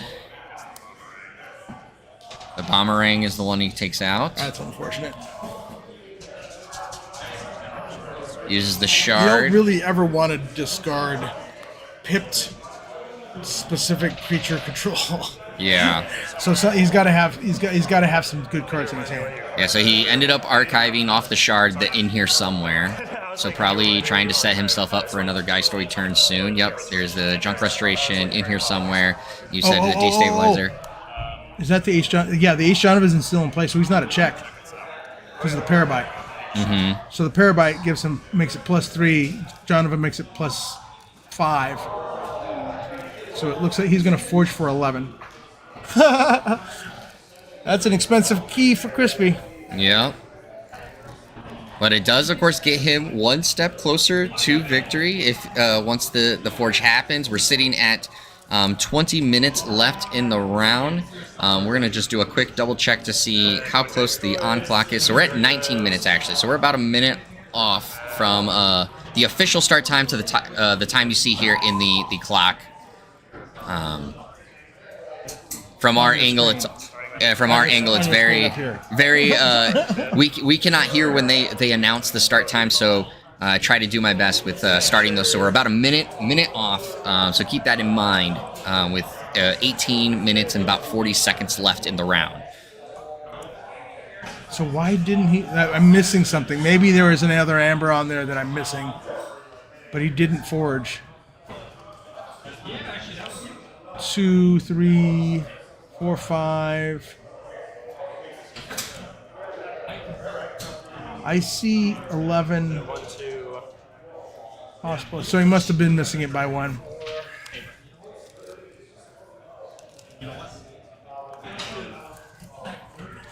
All right. I'll tell you, folks, when you get an Amber Enhanced Junk Restoration, you go buy a lottery ticket. just $5 scratcher. Just go home with 100,000 Ks, $100,000. Oh yeah, the double energy vampirism and the recycling of it within here somewhere is a very hard thing to play against. I got my Amber. Oh, now it's being used to kill me. Mm-hmm. 1, 2, 3, 4, 5. So he put it on Indigo, finished Indigo off, and did a lot of damage to Scallywag Finn. Yeah, this is a lot of Amber now on Captain Crispy's side, really pushing, the pedal to the floor. Yep. All hands on deck. He's going to kill his own creature. Lower the key cost to try to get it to where he can Discard slime. Scrapping Colonel Slime, the ever awesome Colonel Slime, in here somewhere with a capture pip. Is there a record on, and is the needle skipping? This is so. Well, this time he actually is doing both energy vampirisms. Vampirism. Now does the shard, and of course just says right there, I'm going to put the in here somewhere that I just played in there. Purges another card. A creature with the Dr. X. That's an inventive way of using Dr. X. Mm-hmm. Usually Dr. X is reaping a lot. Yeah. Not being tossed in the bin. Wow. Yeah. You've got a good day when you're tossing Doc X in the bin without any other Mars creatures on the board. Man alive. Yeah. Wow.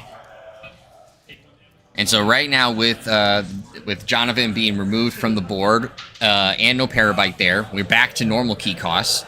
And Captain Crispy has plenty to forge 2 keys. And Cat, that's a sandworm under that 3 Amber there in the enraged token.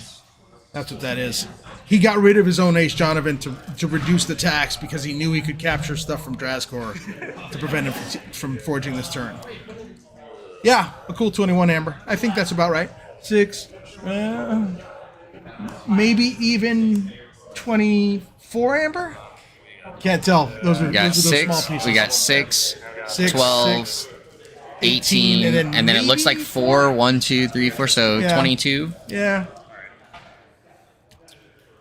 And why Captain Crispy can do that without being scared is because Redline is gone. Yep, he Redline purged it out. Right? Redline was purged.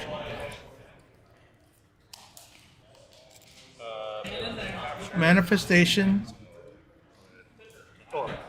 Oh, he's going to tax him, but it's not very much this time, right? Yep. And then hit the negotiation. It's a game of marker. Yes. And then wherever you want. He's manifesting something. I don't know what he's manifesting. They obviously know, so they're taking care of it. Atomic stabilizer. Oh, I will make you fight, Sandworm. I will make you fight.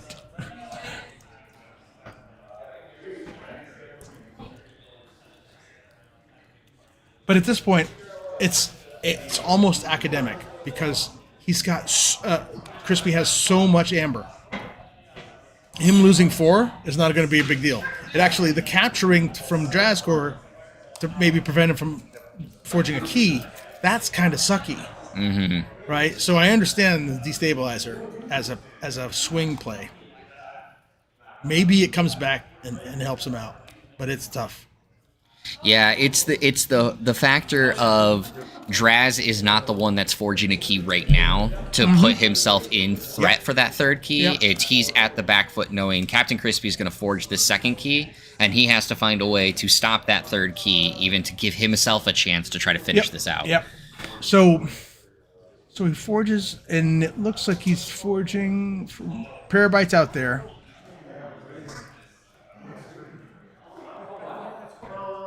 Man, look at their hands. It's just a that's his discard pile. That was the cool. discard pile. He was checking out some. I was like, that's a lot of cards in their hand, man. Yeah, he's trying to check out what he wants to do here. Archive. Yep. So there's the shard come through. And again, this is that moment of you would like to have some of the Skyborn Amber control you had been hoping to have this game, but it got all purged out.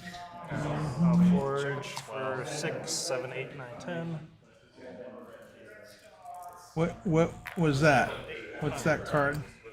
He That has an is- Archon card on top of his. That's his chain? this Archon card. I think it was to indicate that he doesn't draw this turn. 6, 7, 8, Okay. 9. That's a chain marker. Everybody has their own We'll go Mars. particular way of marking chains. Yeah. Which you think you could get around because there's so many chain dials out there in the universe. Terabyte. We have ones that were produced, ones that were created by the community members. There's yeah? a lot of different chain options. And there's a kaboom that comes down. Oh boy. You have received my one more. And it puts everybody away. Yeah, so not only now did, yes, Drazgor got more amber off that because now he got the amber on the Skyworm, but he gave all that amber back now to Captain Crispy, so there's more that he has to now deal with to try to even get him off that third key. And then to destroy them all to get rid of the behemoth, of course, because why not? Donor Vox. Yeah, and Foolish Big J, the red line would be wonderful. I'm sure Drazgor would love to play it, but it has been purged. I think you can just barely see it there under his Archon cards. He's had the 2 against all flags and his red line purged from his Skyborn claw. Yeah. If you were a holder, Courtesy of you would've been Oroscope okay too. on Captain I'd be Crispy's like, side. yeah, okay, you got this one. And here's where Draz is doing the math. Do I have a swing here? He has the DB Gobber, so he can get rid of 2 amber, which doesn't do anything when they have a bajillion. All right, so there's a Berserker Slam trying to get rid of. There's some amber. There's some. And then there's... There's DB Gobber. Okay. Raise your There's glass. the glass. All right. Reach and makes him lose 1. Watch the annealing. And that's game. Yep, and that's game. So Captain Wow. Crispy has taken it here in the top 8 matchup to move on to our semifinals. And Drazgor, unfortunately, just got the things he needed purged, and unfortunately just did not have the means to get back. I don't know that there's much that you can do once Captain Crispy started cycling all that Geisling stuff. Because I was like, Right? He was just repeat on repeat on repeat. And then he would flirt with Equidon. And he would flirt like that last turn. He was waiting for the kaboom. He's like, okay, I've got 2 keys. Let's go. And that hamstrings Draz on the next turn. Yeah, Draz gets the second key, but then he has nothing to do because he has nothing Yeah. left, Yeah. nothing left, right? Nothing on board. So it's all coming out of his hand, and red lines were gone, and Yep. flags were gone, and all that stuff was gone. So Captain Crispy played a good game there, staying in Geistoid a lot, Yeah. right? Yeah, the Geistoid pod allowed him to not literally, but seemingly have a mono deck where it was very much over and over just Geistoid, Geistoid, Geistoid. And as you said, only went into the other houses when it was, in a sense, absolutely necessary, where he's like, for this turn, I need to do these small specific things real quick. But then immediately it was, I'm back to picking up my archives, going right back into Geistoid. And you add to that the Auroscope, which allows him to discard a card from any of the other houses and purge a card from Draz's side. Yeah. Of the same time. Yeah. Right. So he was cycling his hand as well as creating an archives to then enhance his hand in the following turn. So it was very well played. That's a good pod. We didn't see much of Mars. No, we did not. The Dr. X is in there. I saw an internal discharge. So like he has some other weapons. Yeah, he had and destroyed we'll them see all what in happens. there too. Yeah, as yeah. well. We'll see what Yeah. happens. We'll see what happens. It's Yeah, cool. it definitely feels like in this matchup, more so than with Captain Crispy's first matchup, is that archive or artifact control is going to be important for anyone who goes up against Captain Crispy. Yeah. There's not a lot you can do about the in here somewheres the other things, but yeah. if you can try to avoid your cards getting purged out, you might have a chance to help yourself as the match rolls on. Yeah, and I don't know how many of these folks remaining will have played Captain Crispy. Yeah. But they know his deck now. Yeah. So if someone has two clipped wings, two suspender manners. I mean, I had a Dispod that had a clip wings and 3 suspender manners. I didn't play it because it didn't have very much other stuff. And suspenders manners rely on having someone to fight to really be good. Yeah. So there's a bit of that. So they could tech if they've played him already. Mm-hmm. But that's a big ask because then you're like, okay, I know he has these 2 or 3 artifacts. I need to be able to control them.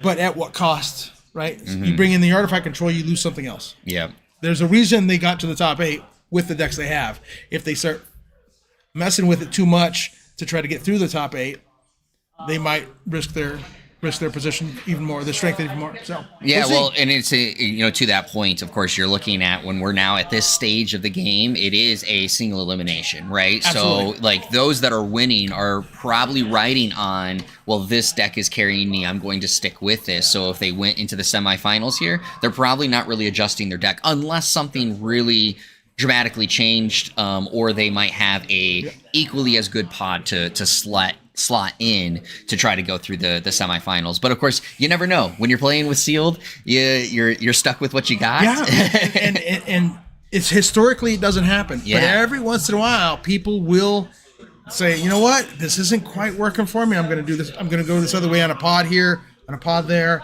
and it's been helpful. Yeah. So I mean, I did it today. I played one game. I played against Dr. Sheep. I had Mars, Skyborn, and Brobnar. And I started off strong with Brobnar. I had a whole board, but he wasn't playing a lot of creatures, and I kind of petered out. And I'm like, okay. It was really between that Brobnar pod and the Geistoid pod I had. The Geistoid pod was one of those Geistoid pods where like, yeah, this is okay. It's not great, but it's an okay Geistoid pod. Mm-hmm. But only okay for Geistoid. It's not okay for... That might be fine for Brobnar. So, but I looked at it and said, okay, this just has more pips. Yeah. So I pulled that. I put the Brobnar down, took the Geistoid in. I won 2 in a row, got to the play-in, and then Pete from the Archons Corner local crew, he just had a nuts turn on like turn 4, turn 5. Yeah. Where he played 7 Brobnar cards. So I was like, oh, okay, all right. Yeah. That set him up to win. So you can't do much about that. But it can happen, and players need to be ready and willing to do that. It's like I'm sitting there having allied this deck, and I'm like, it's really hard to do this because you don't know if you're wrong. Mm-hmm. You don't know if it's like when you have open 3 pick 1, or you're just playing one sealed deck, but you know that okay, this is what I have. Yep. There's nothing else going on in the game. You're doing that. One of the things with Sealed Alliance in this format, and I enjoy the format, but one of the things in the format is in the back of your head, you're like, if you're not doing well, is it me playing this or is it the deck? Yeah, did I make the Did right I decisions? make the right decisions about the deck? So then your mind goes back to those minutes before the game Yeah. that we don't typically have in KeyForge. Yeah. Right? Yeah. That's one of the strengths of this game. That's why it's a dad and mom, a parent game, is because you don't have to do all that work ahead of time. You show up, you play a deck. Yeah. Well, real quick, we have 4 minutes and 30 seconds left in the round. Let's give you guys some reports on the other matches, which actually just wrapped up. So I can tell you all the top of 8 matchups and how things ended up. So we had Dr. Sheep take down X-Ray Creator to move on into the semifinals. As you all saw, of course, we had Captain Crispy take on Drazcor. Captain Crispy moving on to the semifinals. Someone we saw on stream earlier, Zenzi Zenik, beat Pete to move into the semifinals, and then Sunday taking down Mammon DG to move into the semifinals. So you have Sheep, Dr. Sheep, Captain Crispy, Zenzi Zenik, and Sunday all moving into the semifinals. Those are going to be taking place tomorrow. But of course, a lot of strong play, a lot of strong players in this top cut. Of course, I know you've had a lot of experience with these various players across your time of playing in the Vault Tours. I guess, how surprised are you to see some of these names here in the semifinals? Not. I mean, honestly, Sunday's a regular. Sunday is absolutely a regular at the Seal stuff. They're amazing, right? Dr. Sheep, everybody knows how well Dr. Sheep is at doing these things. And Drazcor, Sheep, and for those of you who listen to AC, Peterson, Pete is the one that lost to Zenzazenek. Yeah. So the AC was had three members in the top 8 here, right? So we are all knowledgeable about who plays well, and these are people who play well. Yeah. Right. These are the names that we are used to seeing in top 4.